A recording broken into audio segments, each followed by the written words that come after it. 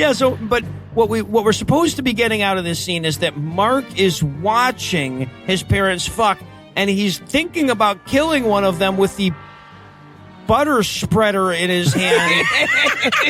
It might as well have a Pendolphin on the end. He might as well be planning to stab them to death with a live, laugh, love commemorative pillow. There is nothing sillier.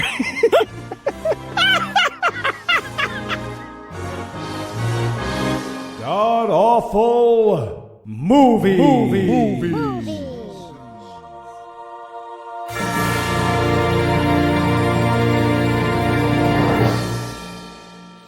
Welcome back to the GAMcast, where each week we sample another selection from Christian cinema because otherwise I'd be unable to finish this sentence. I'm your host, Noah Lugeons. Unfortunately, Heath isn't able to join us today. Fortunately for him, as it turns out, just unfortunately for you. But sitting 900 miles to my northeast is my bad friend Eli Bosnick. Eli, how are you this fine afternoon, sir? I'm amazing, Noah. My life is all downhill from here. All moments pale, and I have a photo of my wedding and a still from this film on my desk. That's what I have. I'm going to carry around stills for this in my wallet. Are you kidding me? What the fuck? All right, and that voice you just heard, that's a co-host of the Cognitive Dissonance podcast, the funny guy from Citation Needed, Eli's best friend in the whole wide world, and today's guest masochist, Cecil. Cecil, welcome back, sir. Oh, thanks for having me, guys. I want to say it was fun, but it wasn't at all fun. No, it really wasn't. So bad. Yeah, normally these movies, like, it'll take me to go through the whole movie and to do my notes and everything. It'll usually take me about twice the length of the movie. Yeah. Right, but with this movie, it took me like 7.5 hours. I just kept having to like stop and re-examine my life choices. And went by the DMV one time because that's such a happier place. Can I ask though, why is it when the rape movies come up, you want me on the show? Like, what's going on, guys? I mean, I want to say it's unintentional, Cecil, but like, I only at this point believe it's unintentional from my end. I can't speak for Eli anymore. Eli. I'm very purposeful. I make these choices. You're coming with us. Like and this one's like an incest rape one, too. Oh, my God. Super weird. I'm not going down alone. You're coming with me, Cecil. So, yeah, it's big trigger warnings going into this movie. Like, in all seriousness, big trigger warnings. We're going to make fun of it. It's terrible and everything, but it deals with some really fucked up shit. Like, this is not a joke here. Before we started recording, Cecil and I were reflecting on how Loving the Bad Man is now the good rape movie he's watched with us. Tasteful one.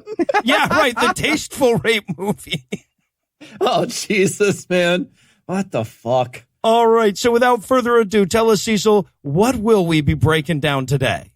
Okay, we watched Deadly Attraction. It's the story of a bunch of incels trying to write a script about what it's like to actually have sex. Oh. Boy, is it. I was thinking more or less the same thing throughout. It seems like, to me, it's like a sour grapes thing. Like, I bet if you have sex, it's all miserable and you get killed and stuff. You get raped by John Cena. I'm so surprised that brother doesn't call his sister a femoid in it. I am like, unbelievable. Yeah, I mean, always, with most movies, you can sort of see a little bit of the director's thing, right? Like, Quentin Tarantino has a foot fetish, and David A.R. White is gay, right? You get these little hints as to the director. This movie is evidence to put the writer and director of this movie in jail. Yes. Right? Like, if I was on the jury and they just showed this movie, I'd be like, oh, yeah, forever. There's no way he does anything good after making this movie. He definitely skinned some children. You absolutely know in his past. Yeah. Literal skeletons in his closet. I normally don't advocate for the preemptive strike, but I'll make an exception in this case. Yeah. Yes. All right, Eli. I know this is going to be hard to sum up with just a few podcasts, but how bad was this movie? Well, if you loved that time that guy challenged you to a fight for using the urinal next to him at Friendly's, but you wished it lasted 2 hours and somehow also involved porn of his mom, you will love this movie. My friends, this is a bad, good movie. Yes. Fuck The Room. Fuck Birdemic. Look, you got movies that are good bad, like Fast and the Furious and Xander Cage 2. You got movies that are bad, like Thanksgiving. But this is bad good. Yes. These people were so sure they were making not just a good movie, a great movie. And they were so wrong. They were so very, very wrong. Yeah. And they thought it was art. Like, the writer, no shit, thinks it's, quote, a modern adaptation of the classic Oedipal myth. Which is insane. I know. What does he think the Oedipal myth is? No one's ever nobody's read it, Eli. They just one time came across it in a fucking book and they're like, no, that's what this is. This is exact. Oh my God. Nobody even knows what it's about. Yeah. If that's the case, you can't fucking tag this to the fucking Oedipus. No. There's no way. No. Well, okay, so what happened here is some guy saw Clockwork Orange and thought, okay, right, tragic equals fine art. So imagine fucking Requiem for a Dream as told by the makers of The Unexpected Bar Mitzvah. Yes. Right? This is just a writer, coming up with the most fucked up shit he can think of and then dealing with it on screen with zero sensitivity. Right. Or intelligence or artistry. No, yeah. It's the Pictionary of police sketches. All right. Is there anything you guys want to nominate this one for being the best at being the worst at? Best worst MILF wardrobe. Well done, sir.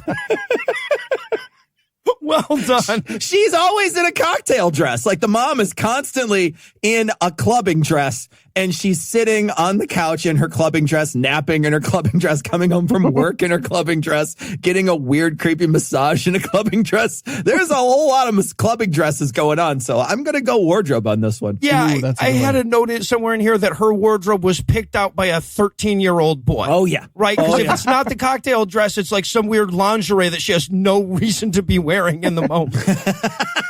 11 a.m. on a Saturday. The best time for lingerie. Yeah, exactly. Right. Time to watch the game. I was going to go with best worst poster acting. Now, so this is so amazing. Before you even start the movie, before you get 3 notes into the music, which will be enough to betray how bad it is, before you see the title font they use for the credits, which will be enough to betray how bad it is, you see the promotional photo, and the 2 people that you can see on the photo are so dead-eyed and don't belong there. They look like, you sometimes you see somebody who just got a camcorder back in the day when those were new and surprised somebody coming out of the bathroom and they were all freaked out. Like, they're wearing that look on their face. Like they've been forced into this fucking poster against their will somehow or something. It's like there's one chick that's supposed to be like the femme fatale, but she also looks like she's been I don't know, taxidermied in there or something. There's a hot chick at the bottom and she's in slinky underwear or stuff, but half of her face is cut off. So it looks weird as shit. She's in this awkward angle where she's like, I don't see how you want me to turn so that I fit in the fucking picture. That's the poster. Yeah. I was going to go with best worst title cards. Oh, God. The title cards of this movie, baffling doesn't begin. No. They're like an ancient numeric puzzle. Like, if you put all of these together in the right order, a tomb somewhere opens. You summon Cthulhu or something if you stand backwards. Yeah, absolutely. That's so fucking It's like a really complicated math problem. Like a really complicated one where there's a train that leaves so-and-so at such and so. It is, isn't it? I mean, it's so weird because you got to keep adding days and then subtracting days. It's fucking strange as fuck. So, spoiler alert for those who are going to follow along with us. The subtitle, which is not listed, of this movie is 365 days. And no, these title cards do not in any way, shape, or form add up to 365 days. No, and that's the fucked up thing is, because I almost went with this. I know my best worst was already long, but I'm going to throw this one in too. Best worst, use of the time dimension. Right? He wanted the ticking clock of this movie to be 1 year, so it does constantly jump 40 days ahead or 30 days ahead or whatever, but never for any reason. It's always the same season outside, right? Yep. like sometimes it's 40 days later and they're going like, well, the other night, and you're like, no, that was 40 days ago. Remember the title card? No. And then like at other points, it's like 30 days later and like, someone's gotten pregnant and had a kid since that. Yep. Right? And not just the same season all the time. We should point out, it's always the same different room within this same house. Oh, this entire movie is shot around this one shitty house in Florida. Yep. That is where all of this came from. Without a single thing on any wall. There isn't a fucking thing on any of the walls. It's like, look, we don't want to fucking, we want to get our security deposit back, guys. I don't want to put a nail in the wall. Yeah, everything that they filmed in had the feeling of sample unit, right? Yeah. I'm sorry, you said we could tour the house, Miss Real Estate Lady. What's the difference between a tour and shooting a movie? Yeah, exactly. You don't get to put a time limit on that. Oh, I'm sorry. Open house doesn't mean open anymore. I'm sorry. I thought this was America. All right. Well, no matter how prepared you think you are for this, you're wrong. So we're going to pause to let you steel yourself a bit. When we come back, we're going to dive into the morbid catastrophe that is deadly attraction. You've reached Eli's cell phone. Leave a message. Hey, Eli, it's Cecil. Got your email. Yeah, I can do the record on Friday. I'll talk to you then, okay? You've reached Eli's cell phone. Leave a message. What the fuck is this, man? Seriously. I should have listened to Tom and pretended to be busy. Jesus. You've reached Eli's cell phone. Leave a message.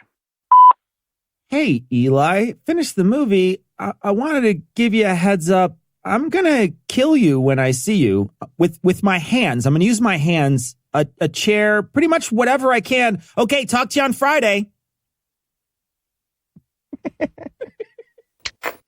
And we're back for the breakdown. And if the title font wasn't enough to tell you how cheap it was, the first 3 notes of the music would be. But don't worry, we've already seen the poster, so none of that matters. Yeah. I have in my notes, music cue, private detective of sex.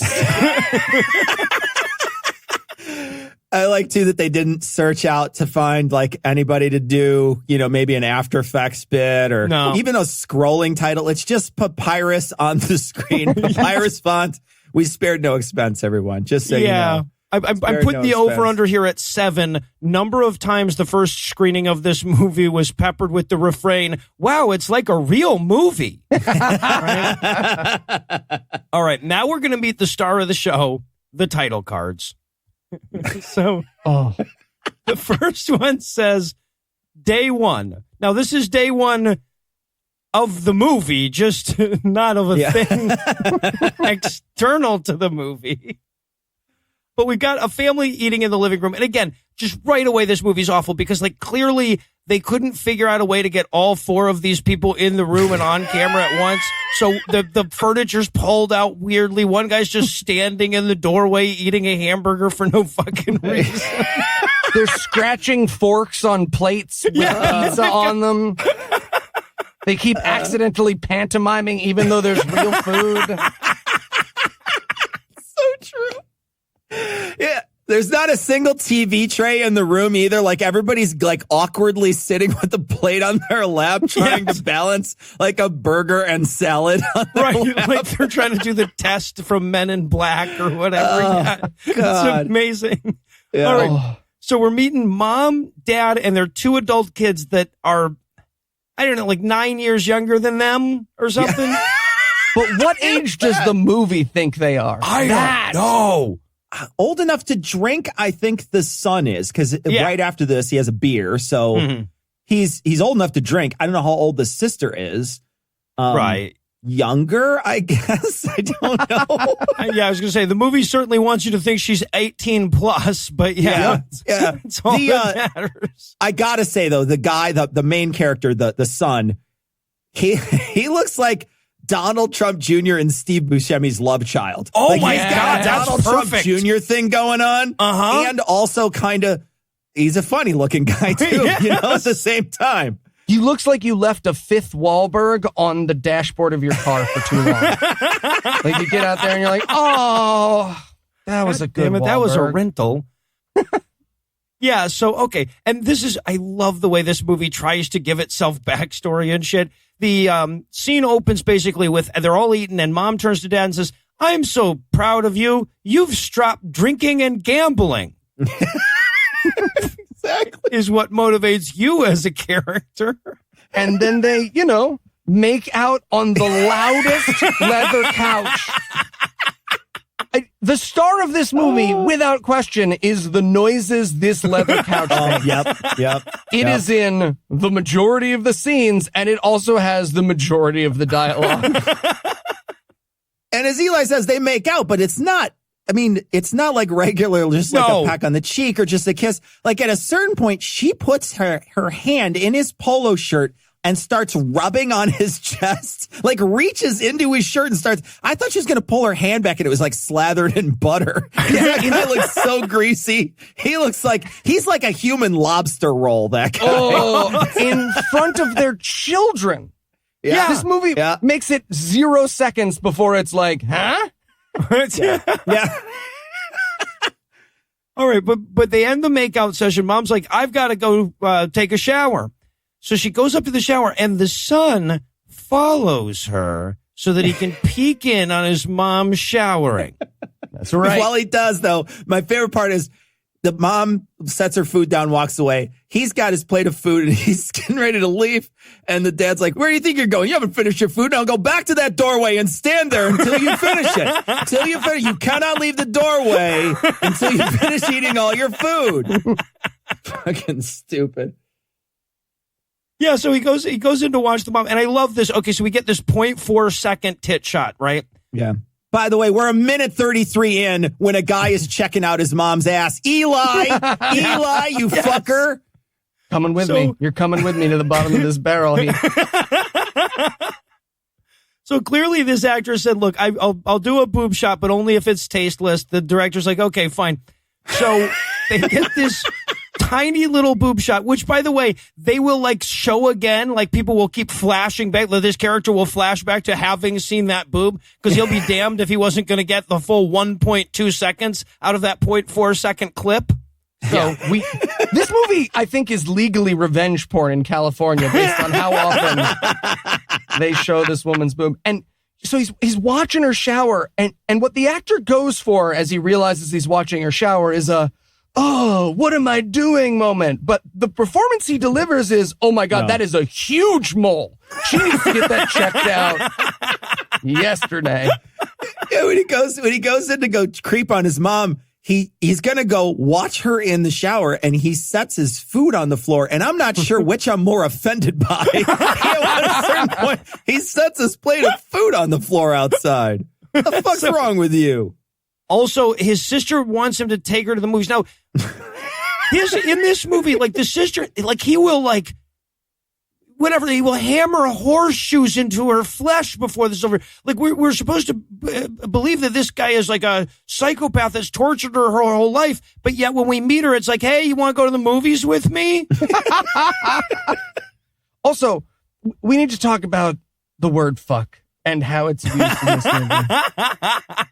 I'm not saying that all of these actors said fuck for the first time on camera. I'm saying that's how skilled they are as actors. Right? She's like, do you want to go to the movies? And he winds up on it. He's like, fuck you, you whore, slut. Every cut was followed by a hug and them being like, are you okay? I hated using the devil's language at you. Also, she's not going to start. Like, you want to go to the movies. Lady, you're like 30 years old. You can't go to the movies on your own? Yourself to the fucking Jesus. movies. Take your grandkids to the movies. Right. All right. So then the title card comes up and says a week later. So a week after nothing happened. Just 8 days. All right. So, okay. Here's a storyline that's going to matter. We're in a classroom. God. Right? Sis is sitting in the classroom. Brother shows up, and he goes to sit down in the classroom, and the teacher's like, hey, where have you been? And he's like, fuck you. Yes! Fuck. So, again, what this movie is going for is like, he's not doing very well in school, and what it delivers is, Mark, you're late. I'll fuck your face. I'm sorry, what? Exit stage left. Also, there's like 3 extras in a giant class. Yes. There's like nobody in the class. And it's clearly a night class because he leaves in a second and he goes outside and it's nighttime. So Yeah. like, what is this, like a night GED class the two of you are in? Like, what is happening here? This could be a night middle school. We have no idea what age this character is. It's true. We don't know. All right. So the teacher kicks him out, and now we meet Mark's buddies, right? All the cool kids. Yeah. Mark, by the way, that's the brother. That's the son, the main character of the film, the sociopath. And this gang of friends, they vary in age from 11 to 56. Like, I want to know how all of these people met. That's the movie I'm missing. Yeah. How did the 40-year-old black gentleman become friends with the 19-year-old white kid? And it's a pretty racially diverse gang, It too. is. Like, Yeah, it is. I think they're really started. They got an Asian guy. They got a couple black guys, 2 white guys. One of the guys looks kind of like Justin Timberlake. We'll call him Justin Timberfake for the rest of but he looks a little like Justin Timberlake. Sir, we will be using his name. Thank you. Oh, you're right. Absolutely. Christian name? You're right. No, that once his name gets revealed, we have to use his name from that we point can call on. him whatever you want Yeah. until then. Yeah. And at this point, though, I will say at this point, it felt like, throughout the whole movie, you're not quite sure if someone actually wrote anything down. You're like, did you guys just sort of like spitball the idea of what was happening here and then sort of chat it out as the camera rolled? That's what you think is happening. And here it's blatantly obvious that's exactly what they did. They never once they just said, like, have some jolly banter with each other is what it said in the script. And that's it. It was in brackets, and then they tried as hard as they could. Right, and they had to, like, they took them 4 takes to get through it without anyone actually saying the words jolly banter, Yeah. So, yeah. Right. Oh my God! This is the part where an attractive woman walks by, so they sexually assault her. They slap her on the ass. But the best part about the slapping on the ass is, obviously, there's a previous take where he, like, actually slapped her on the ass, and this actress punched him in the throat and hit him to death with a crowbar. So they replaced that actor. So this actor doesn't so much slap her ass as he, like, walks up behind her and waves his hand around her ass. He's trying to summon a genie out of it. Yeah, like, her response to getting sexually assaulted in the middle of the street is, you guys need to learn how to treat a lady, is what she says to them.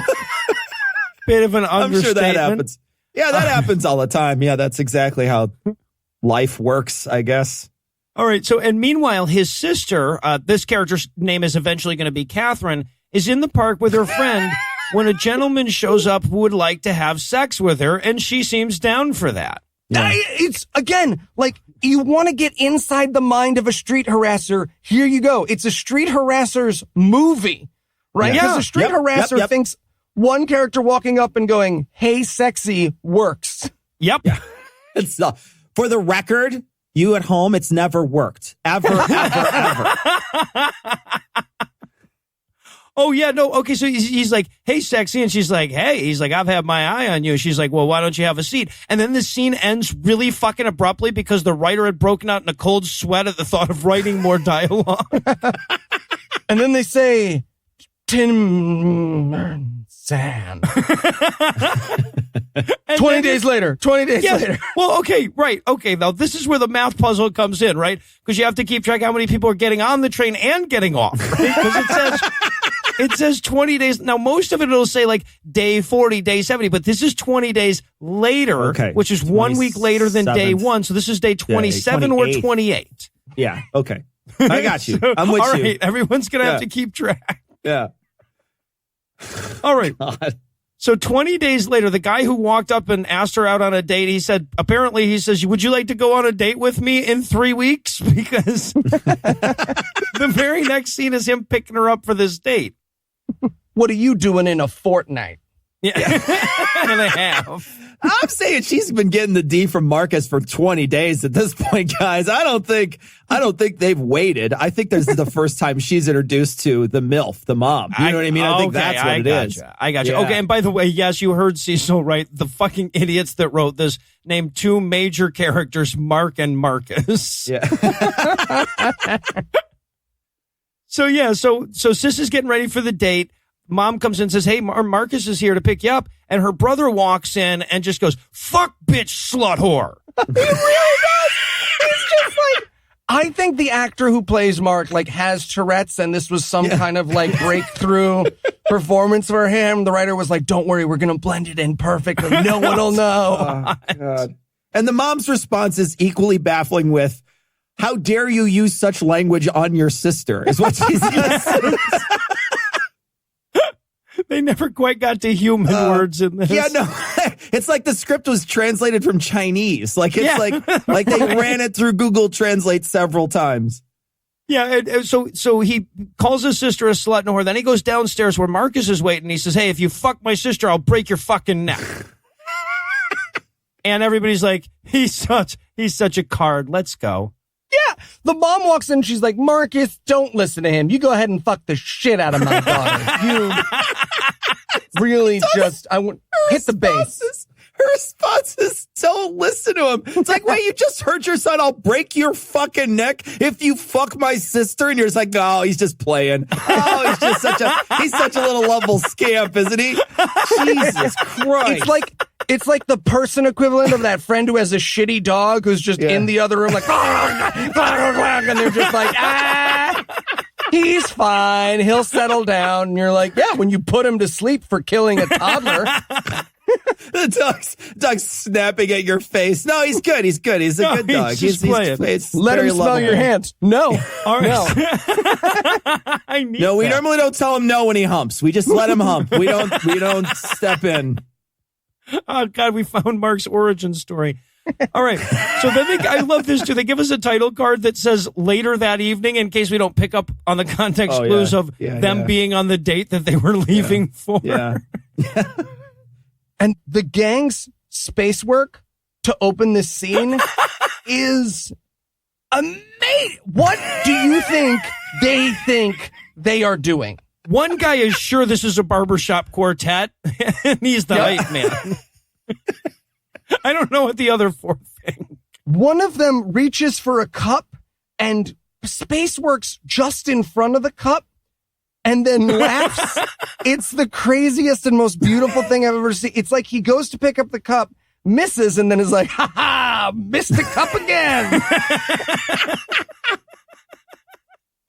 Oh, there was so much craziness in the background of every scene. So what we're supposed to get here is Marcus and Catherine are out on their date, and all of a sudden Mark's friends see the two of them getting in the back seat of Marcus's car. Oh, shit, about to fuck the sister. His big pimpy white Honda Accord 4-door that he's going to take that girl home in later. Let me tell you. Why the fuck do all these people have 4-doors? I don't even get it. Well, I guess they're all like middle-aged, so it makes sense, but, you know. Yeah. We should point out, they're not parked at like makeout point. No. They're like in a full parking lot at a Wendy's, just moving to the back seat to Raw Dog. Oh, gosh. Romantic style, yeah.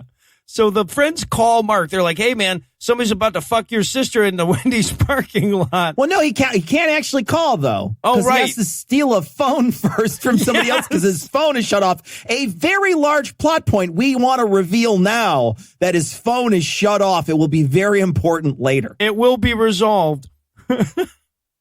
Yeah, so they steal a phone from, by the way, from a guy who is comically larger than everyone stealing his phone. Oh, the mugging that they do is they like take his phone. He turns towards them. They like gently push at his face. And you see this giant man pause and look at the child that just like pushed at his face. And he's like, yeah, I mean, the movie says that I'm afraid of you. So I am leaving. All right.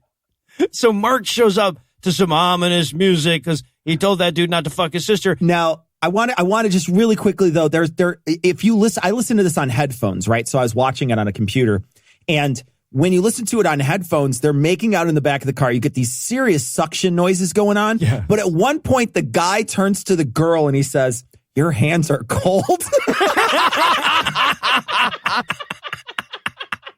I'm not even kidding. Like, I was like, and I don't know if that's improv or if the sound guy just was supposed to put something else in there, but definitely comes through. So there is nothing this movie didn't manage to fuck up.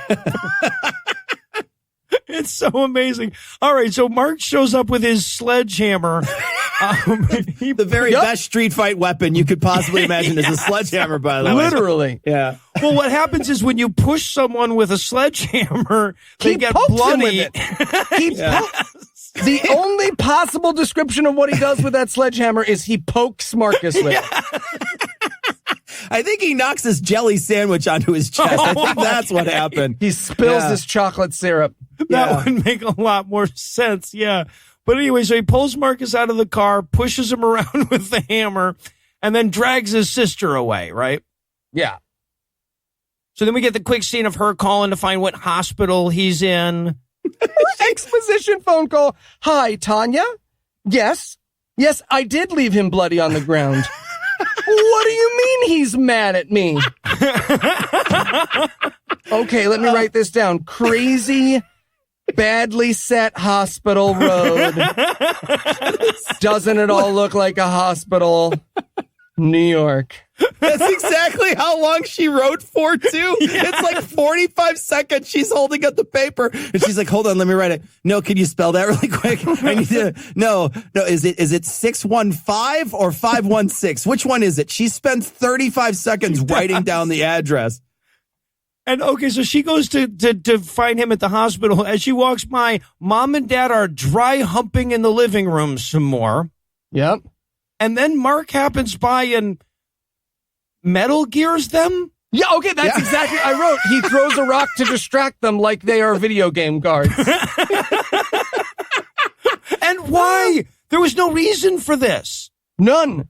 Nothing happens. I didn't understand that part at all. Also, when the girl walks out of the room, they're like, hey, where are you going? I can't talk right now. I can't tell you about your son's attempted murder earlier this evening. Yeah. Like, wait, what? Like, what? You're just not going to, like, oh, sorry, I don't want to interrupt your makeout session on the couch, mom and dad. All right. And then, okay, quick riddle for you. What do you get when you mix a blue shower curtain, a fluorescent light stapled to the wall, and a clipboard? If you said hospital, you are correct. You made this movie. If you said hospital, you made this movie. Can we talk about the clipboard for a second? I put an image in it's the periodic table. It's the periodic table. That is the periodic table. They put it on a clipboard and they hung it on the wall. I saw that. I was like, that's a fucking periodic table. Who is in the hospital? They're like, we don't even know what this guy has. We had to put the whole periodic table on the wall on his chart. He's got it all. He's every element. Every single element is in this guy. It's not just the periodic table, Cecil. It's the periodic table on top of the script for this movie and this scene. You know what? I think you're right. I think that's exactly what it is. It's fucking amazing, man. Oh, Jesus. How's that even possible? And so she comes into this bullshit set. They have this weirdly long, awkward conversation between her and the nurse that's just like, are visiting hours over? No, they continue for another 54 minutes. Are you sure it's 54? Because my clock might be a little slow. No, you're right. It's 56. I was doing the math wrong. I don't know why I always fuck that up. I know it's like 6 is minus 10 isn't 6. That goes on for like 45 seconds. And finally the nurse is like, all right, I feel like I leave now. Now I exit the scene. And then the camera pans and there's an IV bag full of urine next to him, I guess. I don't know. Hey, that is an IV of pure yellow Gatorade. But hey, let's like at that point when I saw the IV bag, I was like, "Oh, okay." They went all out for this scene. Yeah, the props they do and don't have for this movie are like I want to just like honestly, what I want for my birthday this year is just to go with the guy who made this movie and find out how he got an IV bag. That's what I want. I just want to be on that journey. Listen to Glenn Beck on the radio on the way there. Loudly argue with his baby mama about not having to spend Christmas with his kids. I'm a man of simple acts. Oh, now, of course, this is the moment where Catherine, really lays it all on the line for Academy Award consideration. Oh, goodness gracious, yes. Absolutely. Now, as bad as an actor as she is, you almost, like, 'cause she, everyone here is like, the third best in their community theater troupe or whatever. But you almost forgive her because the lines that she's supposed to be saying are so much worse than her fucking acting. Yeah. She is also very, very clearly reading her script. She's oh, I never thought that this would happen to us at this time. All right. So now it's day 43 for some reason. So keep in mind, it has now been 43 days since Mark saw his mom's boob for a second while they were eating hamburgers. Don't lose track of this fucking chronology, guys. Very important. Look, the movie makers aren't going to write 2 weeks and 2 days later. This is much better. It's really good. So, you remember that scene, that vital scene in the high school where he got kicked out of the class? Well, the gang is here to threaten that teacher into changing his grades. Yeah. And let me just say, that Asian kid is fucking bloodthirsty. He's the killer in this group. He keeps on like, fucking kill that bitch. What the fuck are we doing here? His character's name is Killer. I don't know if you. Oh, there you go. Yeah, that was. I was gonna. Yeah, they're all like Killer and Trigger. But here's what makes this scene beautiful, right? This would be just a bad scene if they were like, hey, you better change his grades or else. But because the writer is so insane, it is just them working out the minutia of how that's going to happen. Like, bitch, if you want to live, you're going to change his grades. But I've already entered them into the POS system. All right, well, do you have a management password? No, I'm not an administrator. Well, then I'm going to need you to go into the dean's office and find an administrative password. It's on a Post-it note next to his computer. And then she breaks down. She's like, I can't break into the dean's office. Oh, my God. Oh, it's amazing.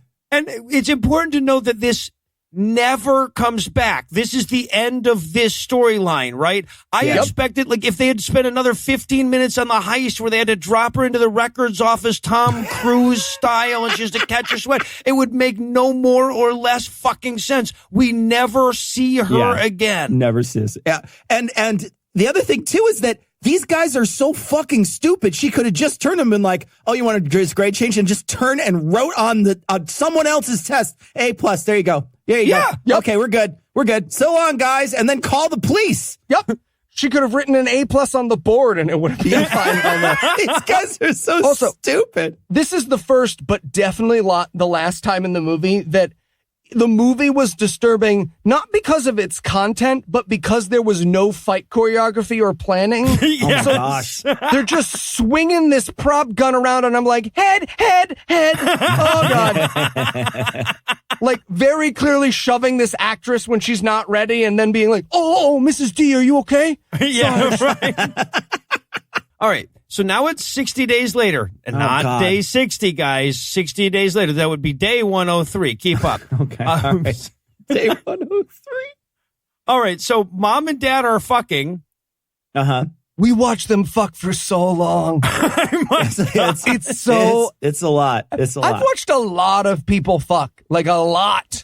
On the internet and on VHS and then photographs. I've spent I have my 10,000 hours of watching people fuck or pretending people fuck. I didn't want a second more of this. Let me tell you. No.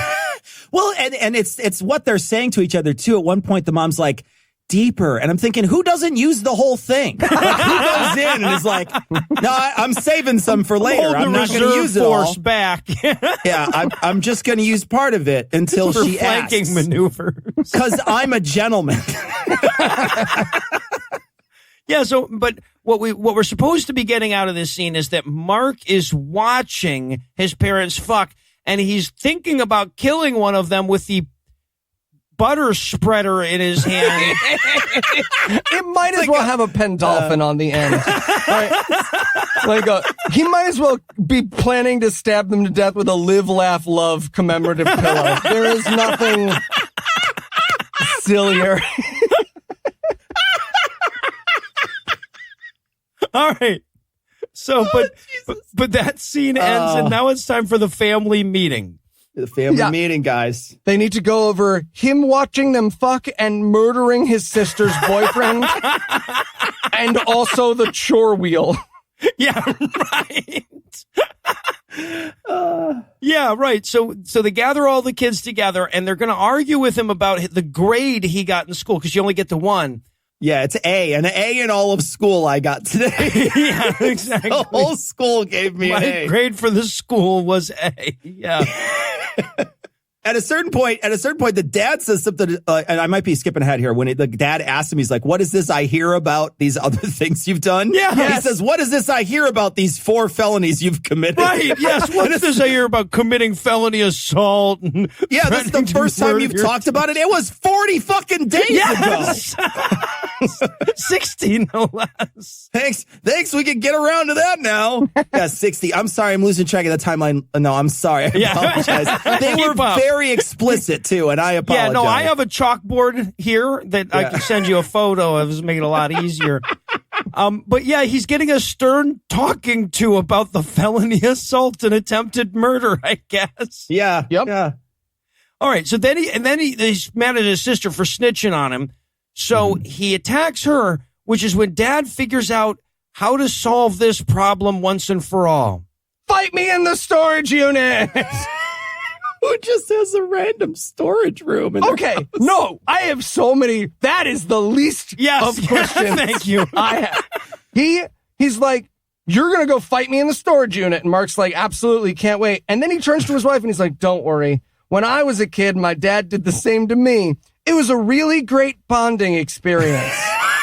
And then we flash back to, First of all, let's keep in mind that he puts stakes on this fight. He says, you and I are going to fight in the storage unit, and whoever wins gets to kick the other one out of the house. Yep. Yeah. Spoiler alert, they will not fight in the storage unit. Yes. They will not go through this rite of passage in the storage unit. You're absolutely right. This rite of passage for their relationship that seemingly every child in this family has had. So, yeah. Long line. I really wanted it to happen, but it was the typical storage unit. All right, son. Are you ready to settle this once and for all? I sure am, Dad. You're going down. Oh.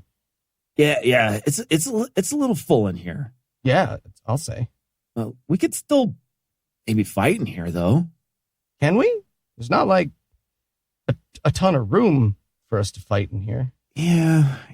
You want to help me with this? I just move it a little bit. Is this the old TV? Why do you still have this? Well, it costs $1,000.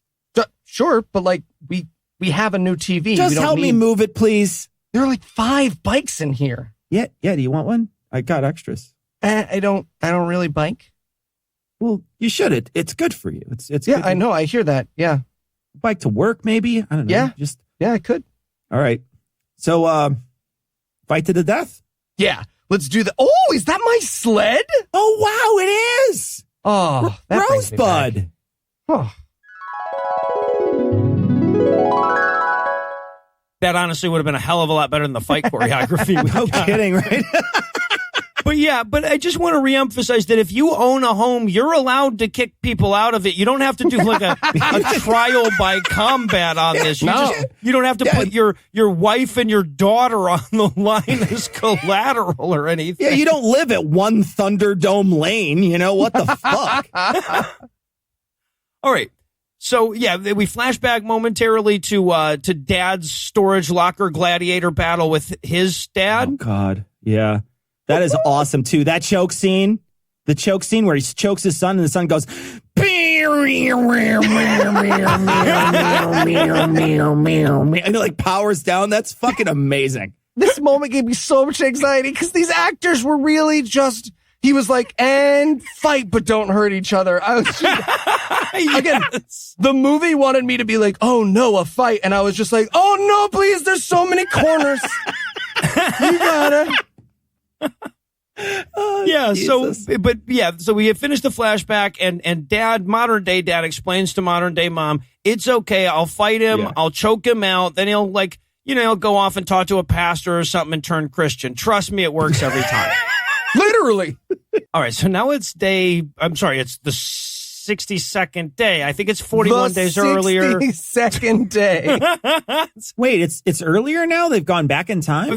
Because they don't know how math works, yes, but the movie thinks that's later than the last one. So But it was 60 days later than the previous. I know. It's so fucking stupid. Okay. All right. But yeah, so okay. Mark's gang is chilling, and this is the first time we see the unrented apartment that they are going to hang out in. Exactly. This long, entirely white, blindingly decorless room. Two black sofas. Yeah. And this is where we will establish the pattern, by the way. So there is one character in this movie whose entire characterization from the beginning to the end of his performance will be, hey, man, go make us some drinks. Yep. That's it. And they have to take turns answering the door, too. That's another part of the gang initiation. Very important part. You've got to make sure that we distribute the door opening to each member of the gang. It's an equal thing we have to do. Right. It's not here. based on who's closest to the door. No. And this would be so much less uncomfortable if both of those characters in this instance weren't black people being told by a white man what to do. Yup. Every time for the rest of the movie, someone is told to make drinks or answer the door. It will be this same white actor talking to a different black actor. Yeah. All right. So Mark shows up. He tells him about the big fight he's going to have with his dad. Winner gets to keep his mom and sister. I wanted them all to squeal like he was announcing his prank. He's like, I'm so excited for you. Oh, I knew this was coming. Honestly, didn't I say the other day, we were brunching and I was like, Mark's going to fight his dad. I said this. I'm so glad to see you in your power, Mark. I'm so glad to see this. God. I love that they're like, the Asian kid's like, can I watch? And then the banter back and forth is, you like to watch, don't you? I do like to watch. What the fuck am I watching here? I have so many questions about that line. All right. And then we get my nominee for best title card of the movie. It comes up and it says, Day 65, ... Time for the dad and son battle, ... Should I put two ellipses? No. Not Too quite. much. Nope. I wanted to pause about 67% longer than normal, though. And Dad's fighting outfit, his Ed Hardy shirt and his mom jeans. He's got a bird silhouette shirt on. Yes. Like silhouettes of flying birds. And sitting there getting ready for the fight, Mom is not too sure about settling family disputes via Thunderdome, but what are you going to do, right? Come on, honey. Let's go watch your brother fight your dad. That's what she says. She knocks on the door and she says, hurry up, honey. It's time for the fight. The fight. Yes. Honey, time to watch your dad fight your brother to the death. Fuck, man. All right, so they start walking towards the storage locker, and fucking Mark comes early, right? He splooches all over the place. He runs up from behind as Dad's walking to the storage locker and attacks him. Dad whoops his ass like it's easy. The fight choreography on this is amazing because they worked this out, right? Like, these two spent an entire weekend working on this one. Yep. Counting under their breath the whole scene. 1, 2, 3.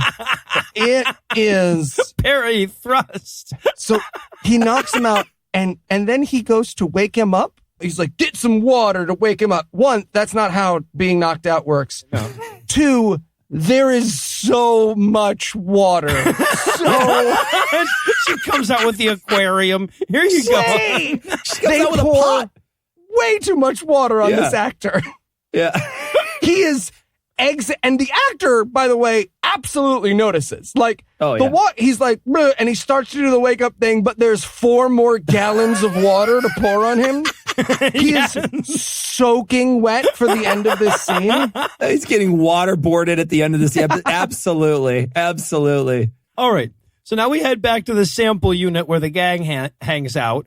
And Mark shows up. He has to tell him that he lost his fight and got beat up by his dad. But now he can stay there with Justin Timberlake for a bit. Yep. So they go out to celebrate. They go to a club, by which I mean that couch from before, but now under a green light. Now it is dark. That's right. And this is where the waitress comes over. And Oh, God. she's like, what can I get you? And he's like, yes, I'll have 2 rums and cokes and a kiss. Yeah. Again, it's the incels that Cecil was talking about, writing what they think picking up women would be like. Yeah. Yes. Who thinks that works? Yeah.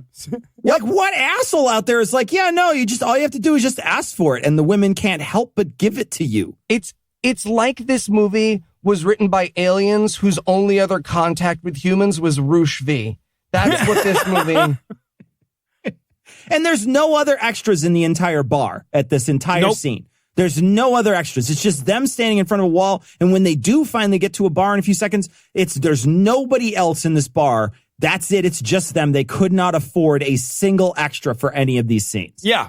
Yeah. Right. So, so they're in the bar, they're hanging out. They look up and one of them, and Mark goes, "Hey, my sister's here with that guy from the other night." That was 6 weeks ago, but okay. The other night. I guess that's true. Pay attention to your title cards, idiot. Jesus. And so his buddy goes, "Hey, man, you want us to beat him up?" He goes, "No, I've got a better idea." His better idea was that they beat him up. I will beat him up. What did you say? Sorry, I wasn't being an active listener. Yeah. I missed that part. So good. Oh, man. Yeah, they do. They go walk up to the guy. And then the guy, at first, what does he say? He says something like, "Hey, man, leave us alone." And then he's like, "No, wait, leave me alone," is what he says. Yes. He's like, we don't want any trouble. What I mean to say is I don't want any trouble for you. I just think I'm actually a coward. I'm leaving. Yeah. So Marcus goes to beat him up. The bouncers break it up. So then we get the scene where they're in the parking lot and Marcus breaks up with Catherine because her brother's too fucking insane. His thing where he's like, "Look, I like you a lot, but my mother has said that if I go to the hospital again, she will not be financially liable for me. So this is a money thing?" Yeah. Yeah. He goes, "I can't get hurt again. Like physically, I can't get beat up with a sledgehammer again. That was very expensive the first time around." The line is, "Even if I am bleeding to death." Yeah. Yeah.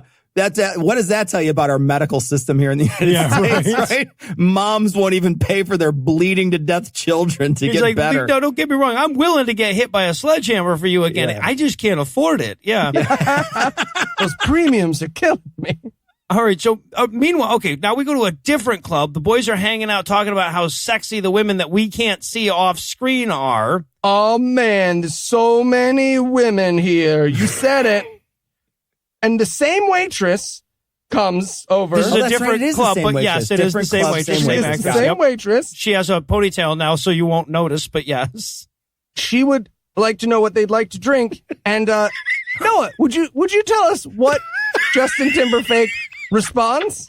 Well, apparently mistaking her for an anal decanter of some sort, he says, "I'd like to drink your ass." You see the actor realize that doesn't work. It's like, "What can I get you to drink?" And he's like, "I'd like to drink your ass." What? Well, and then one of the guys can't even help themselves. Is, what does that even mean? Yeah. I just want to, and then he's like, "Look, I've got a lot of money." He slips her some money. He says, "Go on a date with me." She's like, "Fine." I'm like, I want to walk through the world this writer thinks he lives in. Yes, he gives her, the maximum he gives her is $200, right? Yeah, it's $2. But then she's like, "Okay, I'll have sex with you." Fine, but I gotta finish my shift first. I want to make $240 tonight. Right? Yeah, exactly. All right, so yeah, and now it's time for him to get into an argument with his buddy Trigger over which of them has more game, right? Which of them is better at picking up the ladies.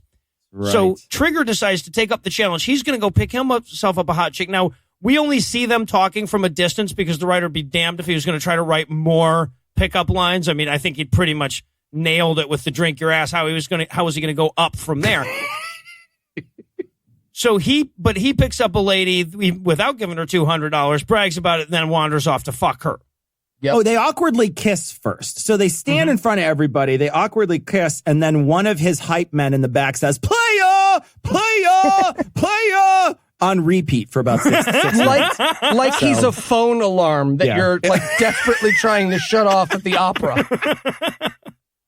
I have to say, though, I love that these guys are each other's hype man, though. I mean, these guys really do like each other a lot, and they are very excited when the other one scores. They're super excited about it. I've never been that invested for a friend, but I appreciate that someone out there is. All right. So now we get one of the most insane things that we're going to... Well, I have top 3 most insane things we're going to see in this whole movie. So this Trigger and the woman he's just picked up, they go to some room to fuck. And there's the awkward space work moment. So the thing is, she's supposed to be drugging him or something, but the part where she takes the drugs out and puts them in the cup take too long. They've run out of dialogue, so she has to ask him like, "Are you thirsty?" 2 different times and shit, you know. And he doesn't reply with, "I want to drink your ass." Like, I don't know why that doesn't come up. She wasn't there for. You can use that line now. It's a new line. Exactly. Also, to be clear, she opens a bottle, a very clearly store-bought bottle of date rape drugs and drops multivitamins. Exactly. Drops a silver. Drops a multivitamin the size of my fist into his red Kool-Aid, which she has exactly Solo 2 cups of. Yeah. Here, let me go to the bathroom and get a drink for us of this red liquid. All right. So yes, so she drugs him and then she's like, "Hey, wouldn't it be sexy if I blindfolded and handcuffed you?" And he's like, "How? That would be just robbing." Okay, sure. Why not? Why not? His response is, "I hate being both blindfolded and handcuffed." Well, he's I'm black. not even I kidding. mean, well, no, wait, there's not cops in this universe. Never mind. Yeah. And she's like, meh. And he's like, no, it's fine. You can handcuff me and blindfold me. Yeah. So she handcuffs him and blindfolds him, and then she leaves, and this gigantic white dude comes in to fuck him instead. John Cena. And again, okay, so here's my question. Does the movie think this is funny? I don't that's know. interesting. Right? Oh. Yeah, well, okay. Yes, it does. Yes, it does. But that is revealing something that happens later on. So yes, it does think it's funny, but it's because of the dialogue that happens later. It certainly isn't played for comedy. No, it's not, but like it is later. It's referred back to. It becomes a running joke eventually. But yeah, that's the thing, is that this movie has so little sensitivity about what it's talking about that you really don't know if they're like, do they think it's funny when a dude gets raped? Who knows? Also, do they think somehow a giant buff dude has a hard time finding other dudes to fuck? Yeah, right. Like that he has to go through this Jesus elaborate Christ, process to rape someone? Like, all he has to do is just be like, "Hey, here's the deal. I like to fuck guys, but I like to keep it on the DL." And every single gay guy out there is like, "Yes, sir." Like, no problem. I mean, I don't even think I'm gay, and I'd probably be down for, like, you'd have to buy me a drink or two. I think that guy gets what I'm he sorry, wants. free You know what I red mean? Kool-Aid, sir? I am in. And drugs? You had Red me at Kool-Aid with a free. multivitamin? Oh, you had me. All right. So now fucking Justin Timberlake is ready to leave with the ass decanter waitress. We have some vital, how will we fit everyone in the car dialogue. This is why this movie is amazing. Look, people will talk about this movie and they'll be like, "Oh, you got to see the scene with the rape," and "Oh, you got to see the scene with the mom." No. This is what makes this movie. Yeah, right. This is what I will think about on my deathbed, is this scene where he's like, "My car only fits 5 people, man, and there's 7 of us. All right, well, how about I call an Uber?" "Well, I can't because my phone is out of minutes." Your phone is always out of minutes. All right. It's Chekhov's phone. It gets introduced way early in the script. Something has to happen with Chekhov's phone eventually. You cannot, there's no way you could introduce a plot point like this and not resolve it. No, but when they do resolve it, it's like as if like Chekhov just cleaned the gun and put it back on the wall, right? I guess that's true. All right, so now we cut back to Trigger. He has just been anally raped by giant John Cena dude. And look, again, this is this is an uncomfortable scene, right? Like a movie that was well made, this would still be an uncomfortable scene. Sure. This is not well made, which makes it kind of like, it's funny, right? Like, I mean, it's done so poorly that it's like, first of all, okay, he's handcuffed, but not to anything. Nope. Right? So like that was a whole big thing was like, no, I was handcuffed, so I couldn't get away. It's like, no, you can still just walk off. No, I'm wearing handcuffs. That's like safe for getting fucked in the ass. And also, like, okay, so the rapist had paid a 12-year-old kid and said, hey, go in there and unlock this guy's handcuffs. But they have to play out the scene where like they can't find the key and, oh, it's over there. And no, it's under, oh, it must be under those sheets. Like for no fucking reason, just to make this last that much longer. Yeah, I want the kid to cough and start gesturing for a tip at the end of the scene. Anything else I can get you, just let me know. Also, the kid has to like weirdly volunteer things. Like, I'm only 12 years old, and this is the first time I've ever seen that woman. And like, he's just like, it's like, what is this? This is like, you're not being questioned by the police right now, kid. Calm down. I am establishing my character. Goodbye forever. All right, so we go back to the sample unit hangout. Now it's time to fucking resolve the phone subplot. Oh, you're right. You're right. We watch him call his phone company and make a phone payment. We watched the fucking person at the phone company answer, right? Yep. Like we cut to the lady on the phone, which is, by the way, is just some lady they know sitting in that same room, but pushed all the way to the edge. So it looks like an office. Yeah. Very real office. I am not outside near the air conditioner. How can I help you? Smoking a cigarette with a headset on, clearly reading the script right now. We watch him get put on fucking hold. That's true. We stay on hold with him. That's how bad this movie is. And then 1 second later, we cut to him having already done that, and the phone will never come up again. That was the point of that in the movie. Yep. There was amazing. There was a 4-scene arc to he paid his phone bill. He had to spend all that time on it. Amazing. Okay. So now Trigger shows up to hang out with the boys, but he's acting pretty weird. I was like, hey, man, what happened that last night we saw you? And he's like, did not get raped by John Cena. No. You're acting weird, Trig. It's like you got a stick up your butt or something. Something's weird about you. So he has to lie. I love this too. He has to lie about what happened, because he doesn't want his friends to know. So he pretends that he had like a threesome with that hot chick and her friend. And we flash back to his lie.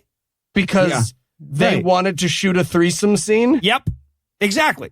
But I have a theory that they tried to like surprise these actresses with it, because what actually they shoot is the scene from before where she's kissing him, and then the other girl just sort of walks in the room and is like, this looks fun. And then she just dives right in. Another amazing, believable line right before that girl comes in. The girl's on the phone and she's like, oh, what am I doing? I'm trying to get my fuck on, is what she says. I'm going to have that tattooed across my stomach eventually. All right. And now it's the 111th day since that dude caught a glimpse of his mom's boob. And this is the greatest scene in the fucking movie, right? It is. Because it's just Justin Timberlake fucking the waitress girl, and that's it. Yep. The fourth sex scene in this movie.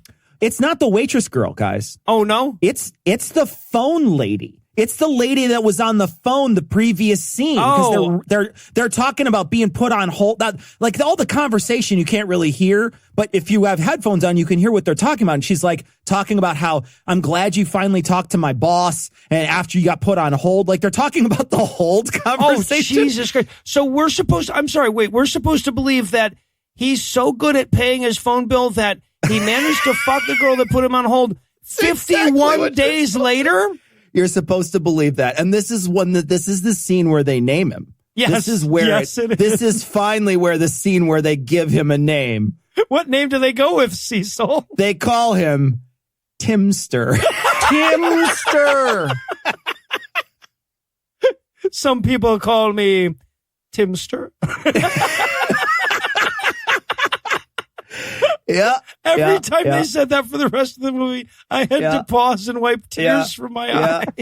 Timster. It's Timster, guys. We couldn't think of a better nickname than Timster. At the end of this scene, right, he goes to motorboat this actress, but she doesn't have a particularly ample bosom. She's lovely.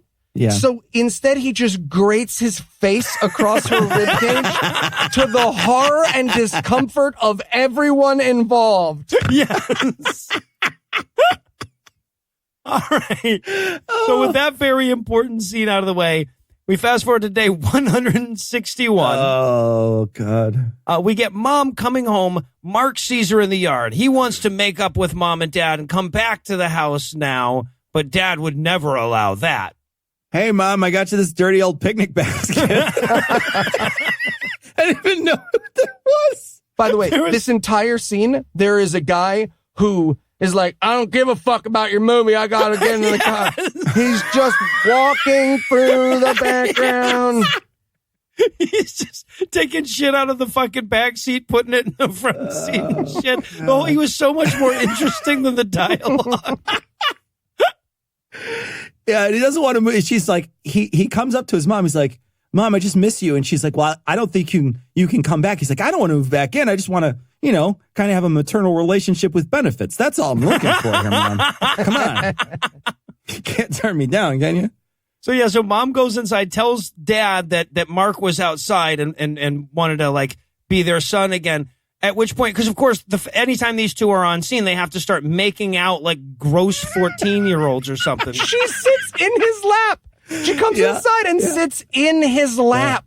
Yeah, they start making out. She says, oh, Mark was outside. So he throws her from his lap. Literally throws her off. And says, no, he can't come back. Yeah. All right. Yeah, because he controls. And then she asks, can I see him? And he's like, no, you can never see him again because I control every aspect of your existence. It all belongs to me. Clearly, yeah. Also, she's like, I need to change. She's like, I got to go change. And she stands to walk away. You're like, you're already in your club dress. That's what you wear when you sit on the couch. Come on. All right, so now the title cards have given up any pretense that they weren't just fucking with me the whole time. And it says the very next day. I cried with laughter when I saw that title card. Very next day. So Mark's in a coffee shop, secretly meeting with his mom. One of the many things they don't get about the time dimension is how long it takes to walk off and order a coffee and come back with one. It turns out it's 13 seconds now. Oh, okay. The barista threw it at her as she was walking up, I guess. Here, have this coffee. It's free. Bye. I timed it. It was 13 seconds. She walks away. She literally turns around and walks right back on the screen with it. Piping hot empty cup of coffee for you to hold. They can't even like pretend that it has liquid in it because as soon as he gets it, he like turns it halfway sideways. Yeah, right. Awesome. And what's most amazing isn't the fact that they think that it only takes 13 seconds. What's amazing is that we just sit there for 13 seconds watching Mark wait for his coffee. Yep. This is the part of the movie where I started I wondered what's the worst cancer I would volunteer for to get out of watching this. Because it was like I missed a couple movies in a row. I'd have to have a pretty bad cancer before they would say, no, you go ahead and take this one off too, Noah. I got the colorectal by the end of it, but I started off with ear cancer. Yeah, and again, they only stay in this cafe for 30 seconds, right? Yep. Because he's like, so, how's that? And she's like, pretty mad at you. Anyway, gotta go. I had exactly 30 seconds at this cafe to spare. We're done with our 3 lines of dialogue. So long. Yep. Yeah, exactly. Yeah. All right, so now it's the 180th day. Oh, Jesus fucking Christ. We're at some part of somebody's house that they're going to pretend is a restaurant. And Marcus, remember Marcus? Obviously not. He was the guy that was dating the sister that got beat up by the sledgehammer. Right. Yeah. Thanks for reminding me. So now he's trying to pick up poor man Sarah Silverman. But hold on. Beforehand, she does order a drink. And here's what the waiter says. Here's the mocha you requested. What? Here is the chocolate sauce cow milk combination you demanded in exchange for goods and services. Yeah, and okay, so once again, we get some of this great pickup line artistry from the so writer good. here. Right, good. the guy starts up and he's like, "Hey, is this seat taken?" And she's like, "I'm very clearly studying and don't want to talk to you." He's like, "All right, well, what if we talk on Friday night?" He says, I have this written down because it's amazing. He says, "I'm Marcus, by the way. What's yours?" It's amazing. I have written that down. Oh, I'm sorry. It's so good, though. Oh, man. So yeah, no, okay, so like, and I kudos to this character. She's the only person that reacts sanely to this movie's idea of flirting. She's just like, go the fuck away, and then walks off. Now, later on in the movie, he will show up for a date with this girl. Yep. Apparently it worked. Off screen at some point. Yeah, she says, she ends the conversation with, "In your fucking dreams," and then closes her book and storms off. And I'm just like, holy shit, that means something else in this universe. Yes. In your fucking dreams means date next week. Let's do it. Yeah. All right. So meanwhile, back at the gang apartment, everybody's doing a magic trick together. But Trick isn't enjoying it because he's having rape flashbacks. Yeah. He's really starting to break down over that rape that happened 98 days ago. So he starts crying and wanders back to the bathroom. And then there's like, there's the whole like, there's no crying in card tricks moment. All his friends fuck with him. And one of the guys is just like, ruined my magic trick. He leaves, and the guy literally says, ruined my magic trick. He does. So Mark follows Trigger back into the bathroom and he's like, "Hey man, what's going on?" And he's like, "Okay, don't tell anybody, but that night when I said I had that threesome with this girl, I actually got handcuffed and raped by a giant white guy." It's like, "No, she didn't blindfold you, did she? No. And like he's in a car, he's huddled in the corner at a certain point because the guy, he says, "So she put handcuffs and blindfolded me." And he's like, "No, God, no, you didn't let her do that, did you? No way." Yeah, he reacts way too early. He's like, "So we went into the house and you got fucked by John Cena." I know, I'm in the movie. I love his effort to talk down his PTSD rape victim friend is to say, "Man, you can't let stuff bring you down." Yes. It's what he said. Also, there's one other amazing line in here where he goes, the guy says, "But instead, someone else walked in." To which he replies, "What do you mean someone else walks in? Like not her?" That's exactly what else could he possibly have meant? That is precisely what someone else means. Thank you. God. Oh, it's so amazing. And at a certain point, he starts to tell the guy, like he tries to console him by saying, "Don't worry, you were drunk. That means you're not fully gay." Like, I don't even know what you're trying to reassure him with you were drunk. What are you trying to reassure him with? I don't even want to have this explained to me. Right. So Mark is like, "Don't worry, I'll go kill her." Right. And he's like, "No, you can't tell anybody." And so he's going to murder her, but not tell people why. I feel like that could end up awkward, right? Yeah.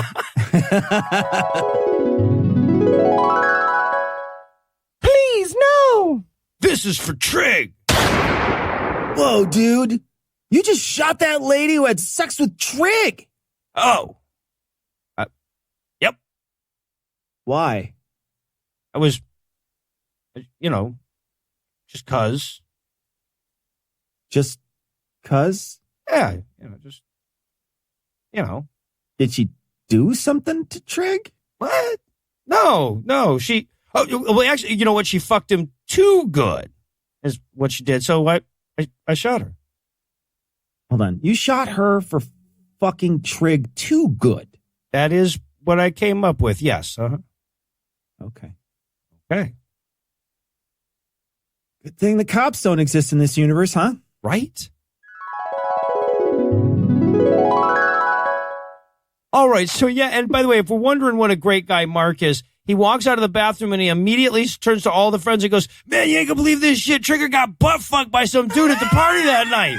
They say butt fucked so many times in this scene. Yep. I haven't said, read, or heard the term butt fucked for like 20 years. And I don't never need to hear it again. You got your fill. I want to say like, oh, that's hyperbole, but that's like literally what they said. It's like, dude, he totally got butt fucked, yo. And they're like, no, did he get butt fucked? Yeah, he got butt fucked. Butt fucked, you say? Yeah, butt fucked. It's like it's the medical term within this movie. Like I wanted a doctor. It seems like you've been butt fucked in the 4th degree. And again, are they playing this for comedy? They are. Yeah. At this point, they are, right? Because everybody's giggling about him getting raped. Yeah.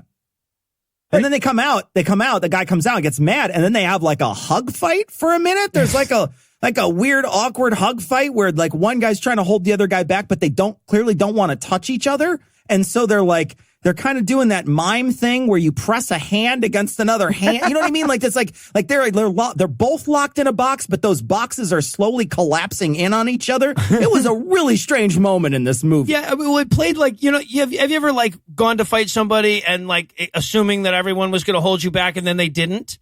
Right? It certainly played like that moment. All right, so now we move back to Marcus, the girl that turned him down. Now he's showing up for the date that apparently he has with her. Mm-hmm. And he catches her making out with the sister, Catherine. The title card, by the way, for this scene is 2 hours early. Yep. And the opening line is Marcus going, well, I'm 2 hours early. That's what he says, too.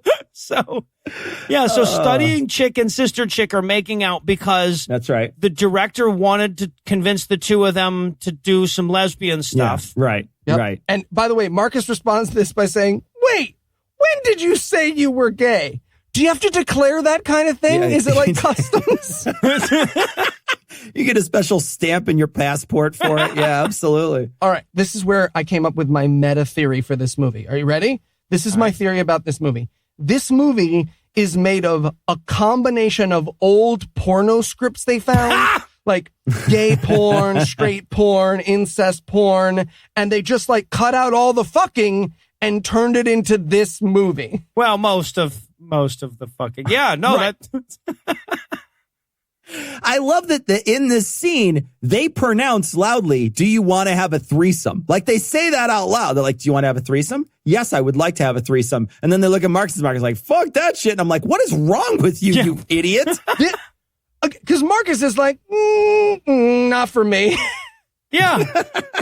No, as a matter of fact, he's very disappointed on in both of his dates for wanting to have sex with the wrong gender. Right? Like that's how they play this. Is like, oh man, wouldn't it be disappointing if you showed up for your date and the girl you were dating was making out with some other girl and wanted you to have sex with both of them? Like that's the way the scene plays out. All right. So now the dad character is at a mechanic's office to pay off a gangster little person. That's right. Is what's happening in the movie. Okay. Wait a second. I need to talk about the surprise little person.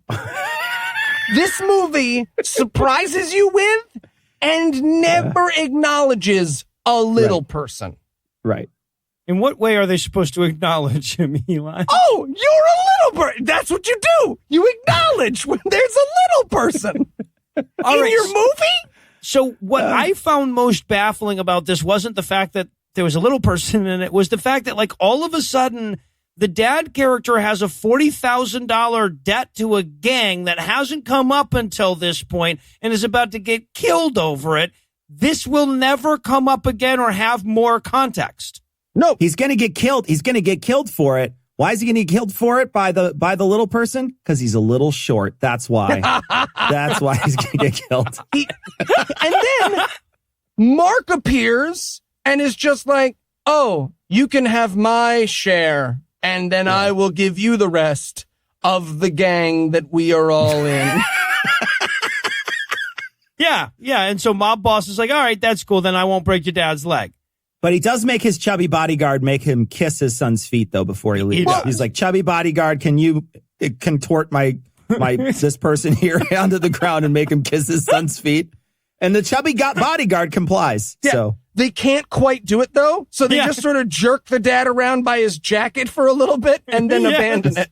And he makes the same sound as he did when he got choked out. He's just like, but the key is that now that Mark has paid off dad's mob debt, he's allowed to come back to the house like a good son. And when dad leaves, they turn to each other and they're like, classic ruse, the old paying off your dad's unacknowledged mob debt to a little person with your share of their empire, which we also never mentioned. No. Movie plot, technically. All right. Well, yeah, right. Yeah, exactly. To reach an act break, you'd need a plot. I'm a realist that needs a break, so we're going to take one of those after I give the rest of this shit fest the hard sell. Here we go. Will this take a last-second stab at being a Christian movie after all? Will Cecil ever speak to us again? No. Can our friendship be salvaged after this? No. Find out the answers to these questions and more when we return for the bombastic conclusion of Deadly Attraction. Hey, Mark, can I talk to you for a second? Yeah, man, what's up? So it's about Tyler. Yeah, he's great, isn't he? Yeah, really great. Do you think it's a little odd? Sorry, do you think it stands out that he's he's a little person? Is that the term? Yep, that's the term. No, I don't think it stands out. Why? I mean, do you have a problem with little people?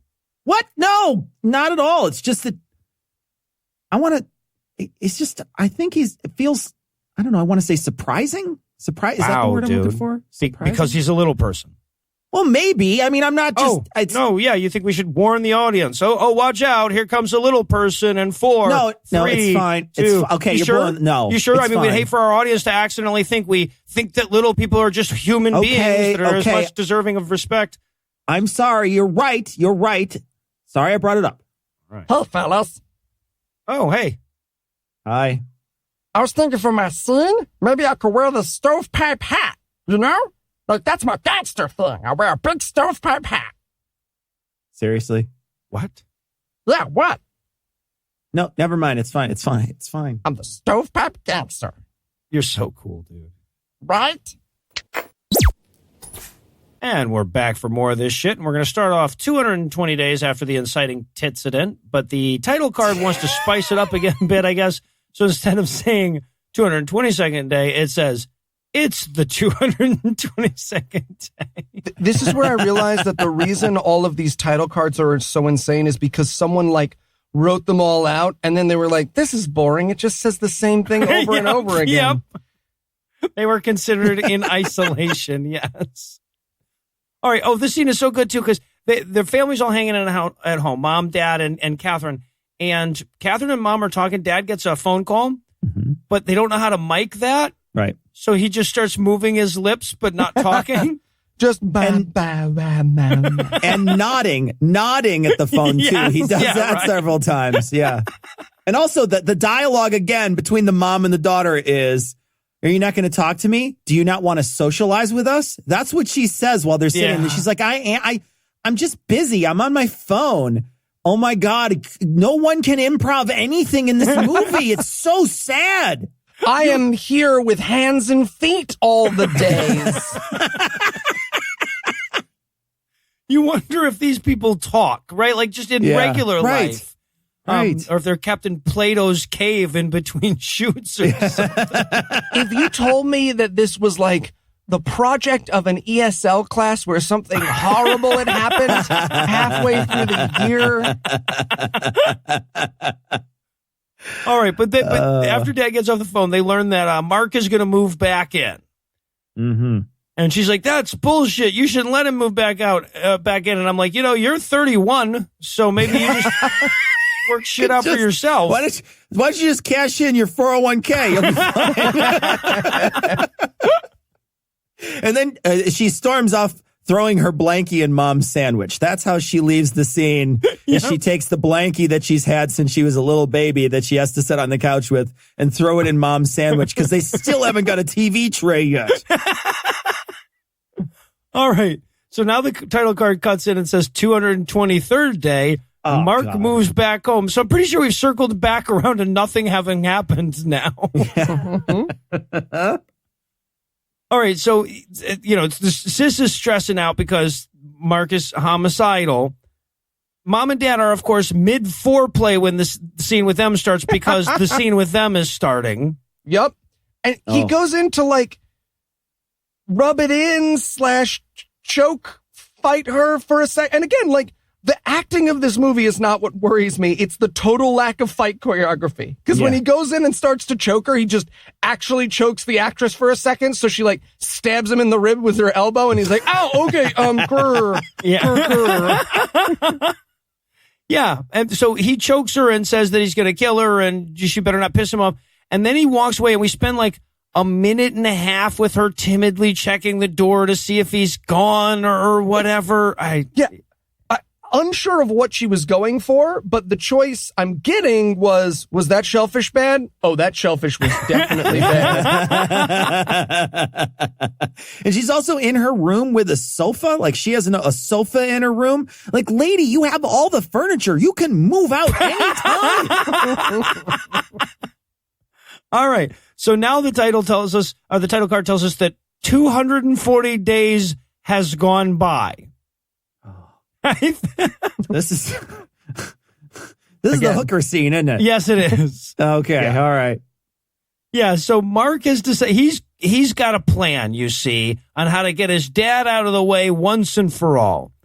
Now, if you've been paying a lot of attention, you'll remember Dad is a recovering alcoholic. Right. So Mark has left a bunch of beers on the table with "Drink Me" written on them, and hired a couple of sex workers to move sexually about his father when his mom comes in, right? It's the fucking... These sex workers... Oh, yeah. Trying to make small talk? Oh, it's amazing. Oh, God, the shop flirting talk hooker stuff? Oh, it's amazing. The ones... Because they're trying to make everything sexual, because they're hookers, so they're trying to, like, have sex with Mark, but he wants them to have sex with his dad. So he's like, why don't we play some cards? And they're like, we play strip poker. And he's like, no, I don't want to do that. At which point, one of them holds the cards yes! in the wrong direction, yes! facing away from her and goes, I have, looks down, realizes she is looking at the wrong side of the card and goes, I have. It's so amazing. That was the best I've ever seen. The best bad space work I've ever seen is that girl looking at the backs of her fucking cards with a hand facing us and not turning it around. And the shop talk was, how was last night? Just a normal everyday guy. And then she asked the other girl, she says, what are you going to do tonight? Oh, I'm going to go out tonight. Girl night? Girl time, all girls tonight. This is definitely written by an incel. I'm just saying, right. Definitively written by an incel. So eventually we cut into Dad. He's drunk now. The hookers come in and start like springing the prostitute trap. And I feel like, cause Mom's supposed to come in and catch him like with these two hookers. And I feel like she missed her cue, because the sex workers have run out of shit to do long before she comes into the scene. And now they're just slinking up and down for no fucking reason. Right. One of the girls goes down on her knees, right? Because that's where the scene was supposed to end. But it didn't, so she just gets back up again. Gets right back up. And she goes down and she goes, are we doing squats? Is that what we're doing on the screen? She starts doing burpees in front of him. And I love that this dude is 100% blackout drunk off 3 Coronas. Right. Out. Dude is out. Yeah. So, of course, Mom walks in and she's like, hey, what are you doing with these fully dressed women who refused to get naked even though we offered them an extra $50? Yeah. But she's done with this drunken asshole. She tells him to get the fuck out. She's like, pack your bags and get the fuck out. Wait, sorry. I'm going to go put on a skimpy negligee and then sit snoodily in the bed. Then you can pack your bag and get the fuck out. And be very careful, because you got to get all your hangered clothes out and put them in the hanger bag. Listener, if you were worried that we weren't going to watch Dad pack everything, do not worry. We see him roll up socks. Oh, you know how when you go into your garment bag and you try to put hangers on, you can only put like 3 on at a time or whatever, or the pinch. He does that. All while sadly being like, I've been kicked out of my house. I'm sorry for that drunken prostitute near sex that I was doing. Yeah, I'm sorry I drank 3 beers and had 2 girls stand near me. Can we ever repair a relationship? I don't think so. So yeah, Mom actress tries to cry, and I cry in solidarity with her. And then, okay, this is so great. Dad goes to leave, right? Because he's been kicked out of the house. He passes the sister in the living room. It is now broad goddamn daylight outside, even though this was all happening at night. Yeah. Yep. Yeah. And then he says to the sister says, "Oh, hey, Dad, how you doing? Your mom just kicked me out." "Oh, Dad, you're such a joker." Yeah. No, I'm serious. Our 20-year relationship has ended with your mother. I'll never speak to her again. Good luck in all your endeavors. And then he just throws that and There he leaves. goes. But the scene can't end until we look back through the window at Mark steepling his fingers sinisterly. Right, but you know what? It's hard to play a mwahaha through giant fucking lilac bushes, which is what he's doing. You have to watch it for a second to go, oh, I'm supposed to be looking through the window. That's Mark. I see. Got Jesus. it. All right. So now it's that night again. Oh, God. It's that night. Mark sees his mom passed out on the couch, and he's like, oh, maybe I should give you a shoulder massage, Mom. And she's like, yeah, that's not an inappropriate thing at all for my son to do. She's also wearing her bust is like windowed in like another club dress. Yeah. Like it's one of those, like it comes around the neck, but there's a big opening for the sleeve right in the center there for him to, and she's clearly again in a dress napping on the couch like you do, guys, when you want to get comfortable, ladies at home. We know you don't put on your sweatpants and your big puffy shirt. No, you go get in your club dress and put your makeup on. That's what you do. Time for a nap, not just this cocktail dress. Yeah.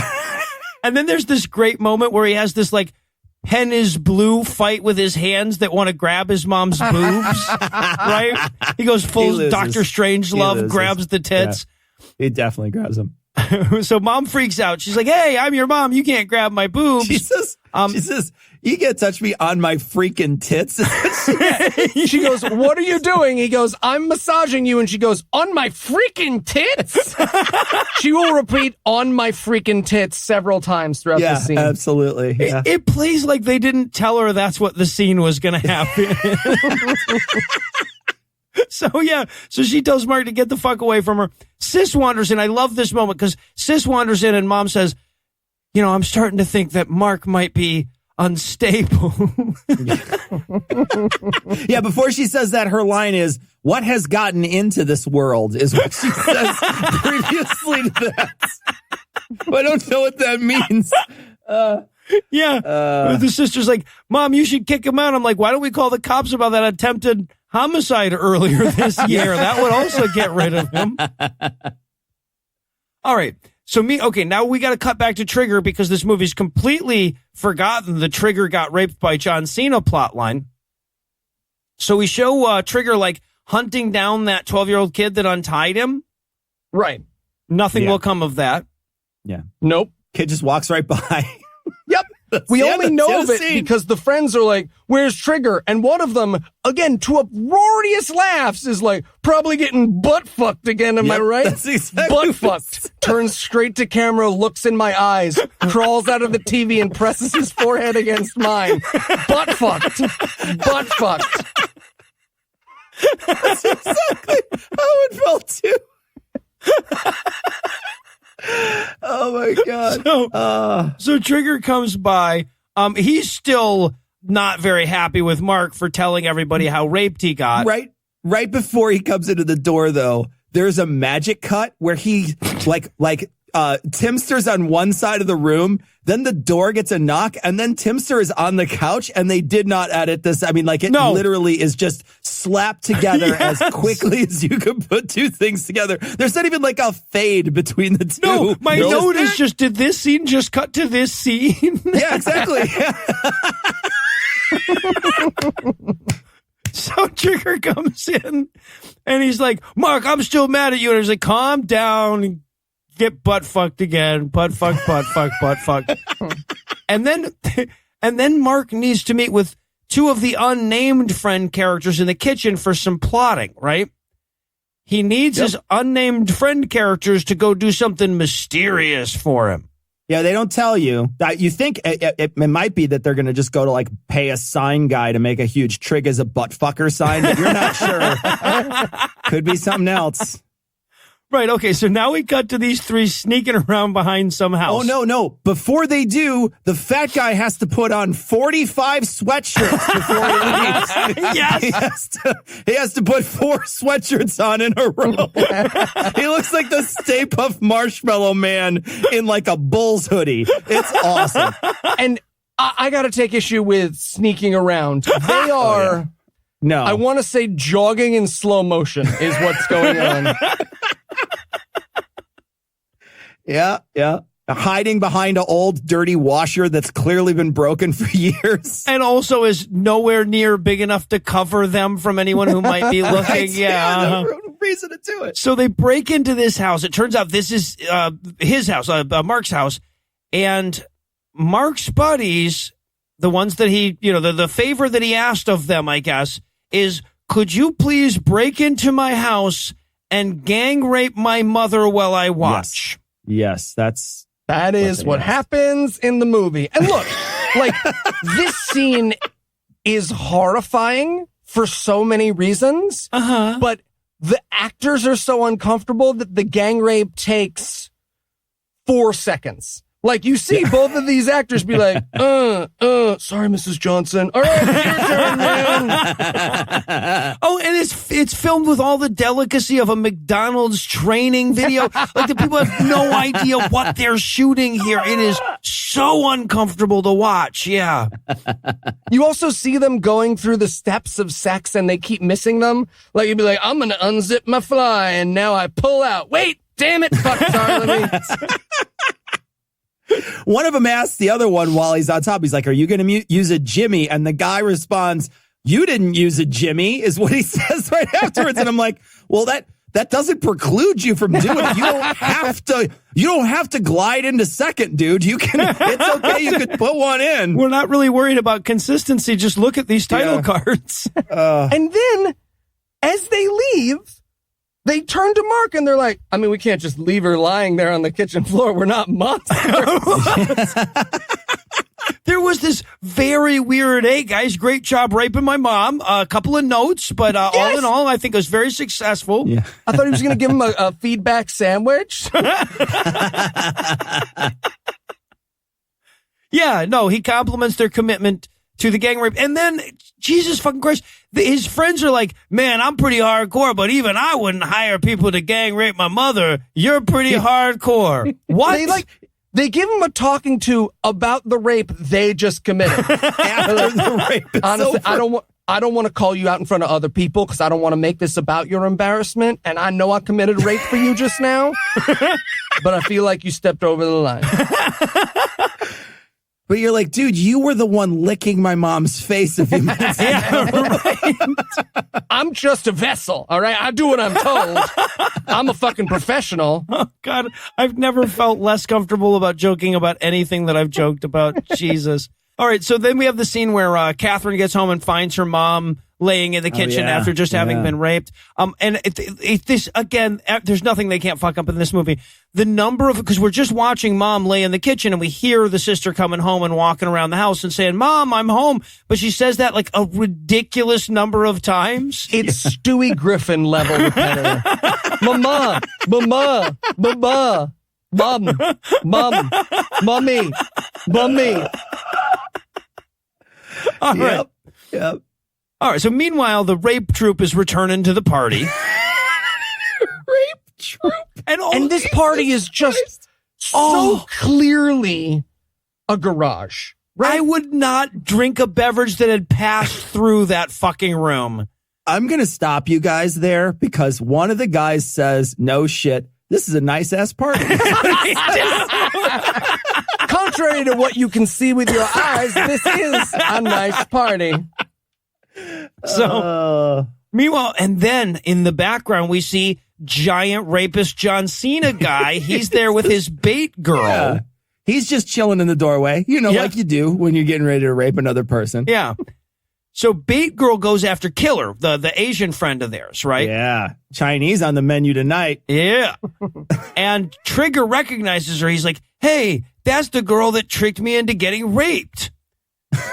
So then we get the revenge scene, which is somehow less comfortable than the anal rape scene.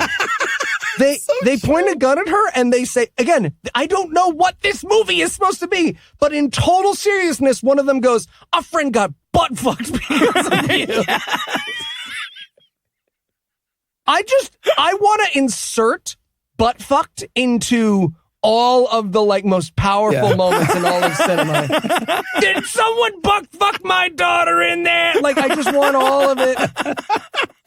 I want all of cinema ruined by the word butt fucked. She kind of gets snapped out of it for a second. She's like, do you hear you? Because I can hear you when you say that. Yeah, so then we watch this group of friends beat up a woman until she tells them who the rapist was. Yeah, little enhanced interrogation techniques going on there for a few minutes. They give her a couple slaps. They pistol whip her, pull her by her hair. She finally caves. She caves eventually. Right, they always do. Which is why torture is okay, kids. That's why torture works, guys. Come on. And then, get with the program. But then his friends have to go get the giant John Cena guy. Now, this guy is enormous. He's right, the scene where they're dragging him out, they have these two guys that are just tiny, tiny little men compared to him, dragging him around. It's obvious that they can't even fake that. So he's like, guys, I'll walk. I'm going to walk this way. Just they hold my might arm. as well come into the room with riding on his shoulders. I've tamed him. Well, what's crazy is how that scene starts is the John Cena guy is just chilling in the doorway, kind of he's doing the motion with his eyes, go for the Asian one. I want the Asian one tonight. I'm feeling like that tonight. And the girl goes over, starts talking to the Asian guy, and he's still standing there. Then they realize it's her. They walk up to her, grab her, run her through a series of enhanced interrogation, like we mentioned earlier. The whole time, John Cena is kind of standing behind him. Then he eventually disappears, and they're like, where'd he go? Oh, there he is, in the other room, hide behind that chair. He was ducked behind a chair. And they run in and grab him. So then they drag him back out. Mark shoots him, and then the girl, too. He shoots both John Cena and the girl. This plot line is now over. That was it. Yeah. She does do a little bit of overacting theater beforehand, though, begging for her life. Afterwards, Holy too. shit. Let's lay it on a little thick here. She's like, please don't shoot me. Please don't shoot me. Please don't shoot me. She breaks down, hyperventilates on the ground for a few minutes. It's really kind of embarrassing. You're like, get a hold of yourself, lady. Have some self-respect. Just your life. Jesus. Come on now. Come on. Oh, and then he shoots her, and then they all have to run off. I love they have this lingering shot of her and John Cena dead on the floor, but she's still lulling around, even though she's supposed to be dead. She's like, I guess my head would rock this and then back this way, probably, and then amazing. All right, so now Mark gets home, fresh off his double homicide, but Mom wants to have a stern conversation with him about hiring people to rape her. All right, it's a family meeting about trying to have sex with me and then paying your friends to rape me in a double homicide. God, every family meeting, guys, there's a homicide. So she turns to, she's like, you've been doing drugs in the house. So he turns to his sister and he goes, Catherine, you bitch, fuck, slut, whore. And Mom goes, and I quote, don't you use such language in this house. Yep. And then he beats them both up. After they say that, and he says, look what you punks made me do to Look at what you punks made me do. That's fresh off of fuck, shit, slut, whore, but yes. And then, for some random reason, right after the fight scene, or during the fight scene, I don't remember, he reaches down on the floor where that mayonnaise spreader from earlier is.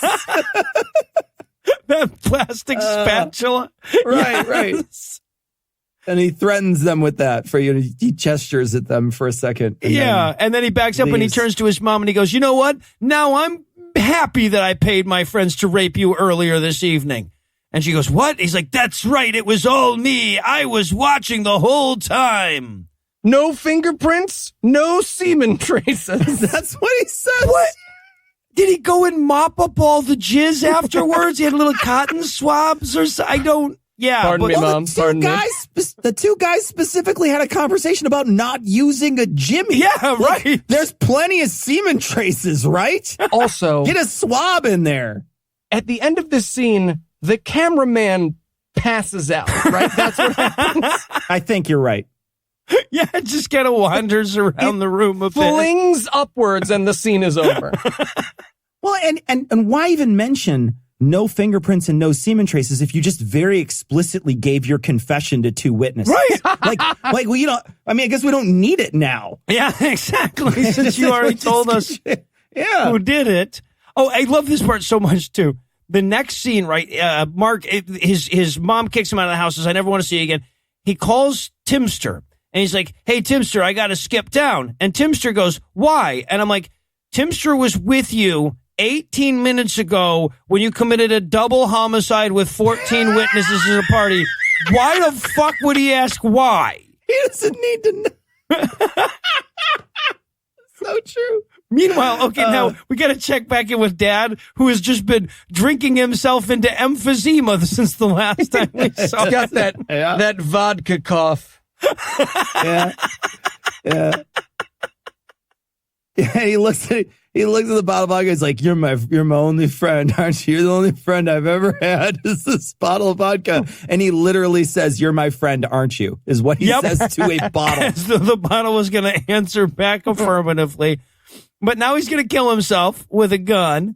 The suicide shot was so okay. amazing. So the camera's focused on him. He puts the gun to his head, and then the camera.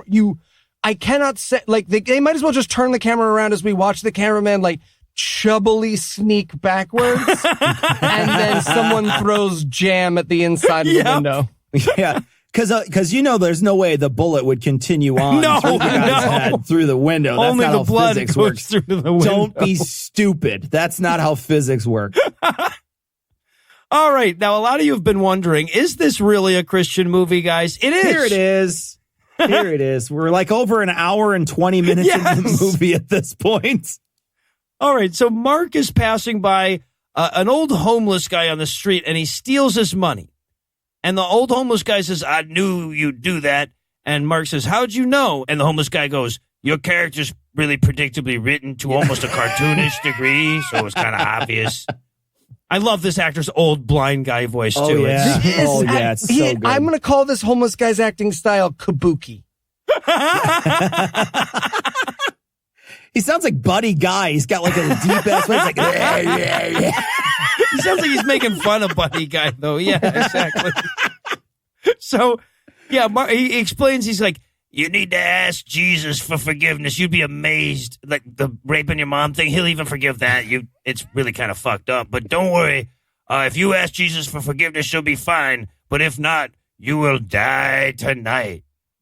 The man in black around the corner will kill you." Yeah. And then he ends with a nice rendition of "It's a Wonderful Life." It's right at the end there. Tells him about the cow he's going to see on top of a cotton house. Yeah. Yeah. So then, okay, I'm pretty sure there was supposed to be a scene here where he almost died, right? Yeah. Okay. I think so. What happens instead is someone in a hoodie runs up to him with a gun and then walks away. Oh, okay. I didn't even catch that because it was so poorly lit at that point. I didn't even catch that. So what I just saw was him in a park. He starts bending down and begging Jesus for forgiveness. I so wanted to just cut the opening sequence of Bible Man into that scene, right? Give it a whole new origin story. But yeah, he breaks down and prays and asks Jesus for forgiveness for all the raping of his mom and killing people stuff. I'm also pretty sure that they didn't bother to get a different actor to hold the gun to him. I think it's Trig, actually. Yes. Oh, it is it a really? hoodie. I think it's yeah, okay, all right. Yeah, I thought it was Trig. They found, and you're like, that's his story. I'm not sure. Is he mad about all the butt fucking comments or? Which is why the scene is so quick. Yeah, exactly. They're like, "Oh, we don't want him to know it's Trig." So he runs by with a gun. He jogs by with a gun. And then the camera focuses on Mark. Yeah. Okay. So now it's this is amazing. It says 3 weeks later, 311th day, transformation begins. Now, no surprise that math is completely wrong. The last title card says 240. So unless that rape scene and party lasted 50 fucking days, that's just wrong. Still doing the math, Noah. Still doing the math. All the way through, man. He's in the cafe, reading the Bible. Like you do. Which part of the Bible? It's John 3:16, actually, is what he was reading. It's just... I can't do it because the girl walks over. She's like, "Hi, reading the Bible?" "Yes, the Bible." "Which Bible?" "John 3:16, the verse." The one verse that we could think of? No, that's a good one. Ezekiel 25:17. It's my favorite. Yep. That's my favorite verse. Yeah. And then she says the least sexy thing you could possibly imagine. We should go to church together sometime, is what she says. Total boner killer right there, guys. That's going to do it. But I guess, out. Sorry. Because this is like by far the most attractive girl in the movie. I thought the chick that he hooks up with here. So I think like the movie's message was like, like she wanders off and he goes like, "Wow, Christianity is way better than gang raping your mom." I didn't know. All right, so now it's 54 days later. This girl's name is Erica. Mark and Erica are together. She has a kid, which is, I guess, from some previous relationship. But given this movie's understanding of time, I assumed that they had a kid together in those 54 days. Right? So does their friend later. And she's trying to convince Mark that, like, his mom and sister probably aren't still mad at him. Yeah. Like, she's like, "Come on, they're not going to hold the whole gang rape thing against you. It's been a month and 3 weeks almost." Right? I'm sitting there. The moment she's like, "Oh, you're a changed man." It's like, changed from paying someone to rape his mother? That's a pretty quick turnaround. Well, and again, 60 days ago, too. Yes. Gosh. He's like, "What? I haven't raped my mother in months. What the hell are you talking about?" Maybe let a full season pass before you go back to mom and sis. He's got that coin that they give you at the Rape Anonymous meeting that says, "I haven't raped somebody in 30 days. Oh, God. So they go back to home. Apparently he's not in that town anymore and hasn't been for like 54 days. So he's going back to see his gangster buddies who all act like they haven't seen him in 5 years. Yeah, right. Because one of them says, "You had a kid?" And the kid's like 4 years old. The kid is 20. It's amazing. The kid is in daycare. Did you bud asexually? Is this going to be you within 24 hours? Are you that alien from The Thing? The kid is talking, for Christ's sakes. So you didn't just have it. Well, and when Mark finally goes like, no, this is her kid, I was like, okay, these guys know more about how sex works than I was giving them credit for. And then weirdly, one of the guys takes the kid off into a separate room by herself. There is not a group of I would not leave another person's child alone with this group of friends, even though it is drink preparation guy. Right. Well, and clearly this is drink preparation guy's kid in real life, and the kid was starting to get a little antsy. He's like, "I'm gonna take him out of the room for a little bit, y'all. Y'all finish the scene." So Mark has to tell all his buddies that he found Jesus and he doesn't do drugs or drink alcohol or smoke cigarettes or rape his mom anymore. He doesn't. It's like, "Hey, man, you want to smoke?" And nobody in this movie has smoked a single time. No. There has not been a cigarette introduced. "Oh, you don't smoke anymore?" Nobody's done it yet. Yeah, I don't even know what we're talking about. And then they keep making fun of him like, "Oh, what, you don't drink anymore? What, you're not shooting heroin directly into your eye anymore? What's wrong with you, man? You're so boring now." And his girlfriend goes, "He's not boring. He just found the Lord." And you can see it's like, you're not helping, honey. They're not more impressed now. I wanted him to head to HR, do an exit interview with the gang. Great. So obviously sad to see you go. Anything you'd like to see change within the gang? He gives his resignation letter to the racially diverse gang. "I'm sorry to have to leave, guys. I have a better offer. It's with Jesus, so I'm going to be leaving. You're going to have to find another vaguely Hispanic dude. Sorry about that." By the way, the whole time, his friends are groping his girlfriend on the couch. Super weird, by the way. Don't know why you even stay in that room. Right, yeah. They're What like the smelling fuck? her hair, and she has to keep slapping their hands away like bugs at a fucking picnic. What's amazing is they don't have enough space work, right? Because like he touches her arm and she slaps him away, and then he's like, "I put my toe in her nose." What is the other thing? So now they leave. She's not comfortable in this room full of people who are just actively groping her. Such a prude. So they drive off to a hotel, which we watch. Then they check into the hotel, which we watch. Yep. We don't want to leave anything out. And okay, then they leave the hotel. Mom is there, and she's right behind Mark, and she has a gun. There is no setup. This happens all at once. Nope, just her usual armed visit to the Days Inn. Right, so she's going to shoot him, but she chickens out. Uh-huh. So now she's back in a room with Sis, and she's telling the sister, she's like, Mark's back in town. I want to kill him. And Sis is like, yeah, you should probably kill him. So she calls her friend because we've got, 5 minutes left in this movie? 3 minutes time left. 3 minutes. Well, otherwise, how would we know how she found Mark? Oh, she was behind him as he checked into his hotel room? Exactly. That's the whole thing. They introduce a Maybe an character to indicator. establish how they can find Mark. She saw him at the hotel he's You staying don't know. at. You don't know. Yeah. But if we didn't have Val, we wouldn't have Val's hacking scene. I can find him using your computer. Tap, tap, bitty, tap, tap, tap. Yep. There he is. I found him on the computer. Here he is right now. Where was he, by the way, guys? Where did she find him? Oh, he's in a hotel by Triangle Square. Fuck you. Fuck you, movie. Fuck you harder than I've ever fucked anything ever. But Triangle Square. Deeper. Hats. Where is he staying? amazing. Hat Coast. He's in Northton today. That's where he is. Don't say hotel-y McHotel face. Triangle Square. Fuck you.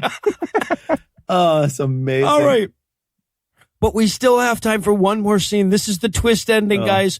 I will say I became very close to making my best worst ending. The last 2 seconds of this movie were the greatest final 2 seconds in the history of cinema. So I cannot stress that. You're absolutely 100% right. Academy Award. The rest of the movie, just cut it and just do this final scene. It wins the Academy Award. Yep. Guaranteed. Oh my God. Like I like between the three of us, I think we probably have a collective 71 minutes of just jaw agape as this movie ended, right?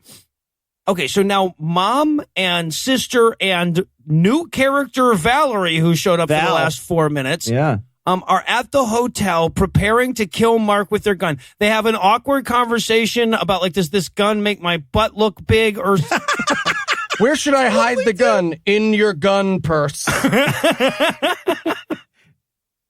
So they knock on the door. Erica, the girlfriend, opens the door and she's like, hi, I'm Mark's mom. I'm here to see him. She's like, oh, you're here. And she gives him a big hug. She's like, Mark's in the shower. He'll be out in a bit.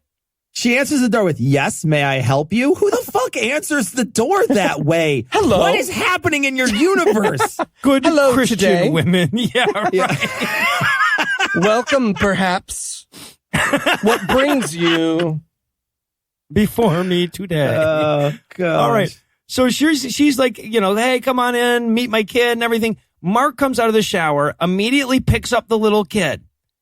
Mom pulls out the gun and shoots the little kid to death. That's the end of the movie. She's such a good or bad shot. It's amazing. Oh, and that kid owns that shot so well. He looks like he's been shot. I was like, damn, that kid's the best actor in the whole fucking movie. Yeah, right. The kid feels like, and all somebody did was say, just be quiet, Jimmy. And that's all he did. And he was the best actor in the movie. Do we feel confident as a cast that they didn't just shoot a child for the end of this movie?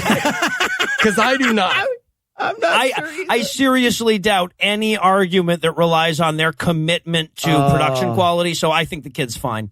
But yeah, that's literally the end of the movie. The mom goes to shoot Mark, but accidentally shoots the 4-year-old instead. They all look and they realize the 4-year-old is dead, and the movie ends. Well, and that really does match up. And it's, shoot random kid, I think, is how Oedipus ends, too. Oh, right. Just, no, you're right. I got it right. I forgot. And that's how it ends. When mom goes to retelling. stab out her eyes with the brooch and she misses and hits her friend. She kills it, takes a kid. Oedipus's new girlfriend's toddler. Right on that soft part of the top of his head. Some rando kid gets killed in that scene, too. So, and I got to point this out, too, because everyone's standing around for just a brief second before the thing ends when they realize that the kid is killed. And most of them are at least aware that that's what's supposed to have happened. But I think that the actor that played Valerie was just told that, like, you know, something like they just caught him with his dick hanging out, and it was a very embarrassing moment or something. Her face doesn't match with everybody else's. Doesn't look the same. You're absolutely right. Valerie's like, well, this is inconvenient. All right. So it's a disturbing ass movie. I want to end with a disturbing question. So, closing things off tonight, I want you to imagine that you're driving down the road and you come across an accident along the highway that's even harder to look at than this movie. What just crashed into what? Cthulhu and his own Black Mirror. I'm going to say Dave Matthews Band just crashed into me. Oh, well that's done, scary. sir. That's Well scary. done. All right. Well, Cecil, I can't thank you enough for suffering through that with us. That's sort of a standard line that I throw out, but I've never meant it more. I promise if we ever ask you to review another movie, it'll be less fucked up. That's not. Will there be an equal number of rapes per gender again? Like, I hope so. Yeah, kind of a mathematical certainty at this point that it will have fewer All rapes right. at least. But yeah. Okay. All right. Challenge Thank accepted, you. Noah. Thank you. We're doing Beasts of No Nation next time you come by. God. All right, well, that's going to do it for our review of Deadly Attraction. That's not going to do it for the episode just yet because we still need to put some distance between ourselves and that fucking movie. So, Eli, tell us, what's on deck? Amerigeddon live from Virginia Beach. Oh, hell yeah, already. Amazing. Awesome. Super excited about our first InfoWars film. Oh, God. So with that to look forward to, we're going to bring episode 205 to a merciful close. Once again, a huge thanks to Cecil for hanging out with us today, and perhaps even huger thanks to all the Patreon donors that help make the show go. If you'd like to count yourself among their ranks, you can make a per-episode donation at patreon.com/godawful and thereby earn early access to an ad-free version of every episode. You can also help a ton by leaving a 5-star review on iTunes and sharing the show on all your various social media platforms. And if you enjoyed this show, be sure to check out our sibling shows, The Scathing Atheist, Citation Needed, and The Skeptocrat, available on iTunes, Stitcher, and wherever else podcasts live. If you have questions, comments, or cinematic suggestions, you can email godawfulmovies@gmail.com. Legal services for this podcast are provided by the law offices of P. Andrew Torres. Tim Robertson takes care of our social media. Our theme song was written and performed by Ryan Slotnick of Evil Drafts on Mars. All other music was written and performed by our audio engineer, Morgan Clark, and was used with permission. Thanks again for giving us a chunk of your life this week. For Heath Enright and Eli Bosnick, I'm Noah Lugeons. Promise to work harder on another chunk next week. Until then, we'll leave you with the Breakfast Club close. Cecil never forgave Eli. He's right. Cecil never forgave you. Timster eventually did get to drink an ass. God, this movie. Can we just do this movie every week? Over and over again. Just... I want to do it with Heath now. I want to not tell him about this and make him do it with us too. Oh, absolutely. Jesus Christ. The worst.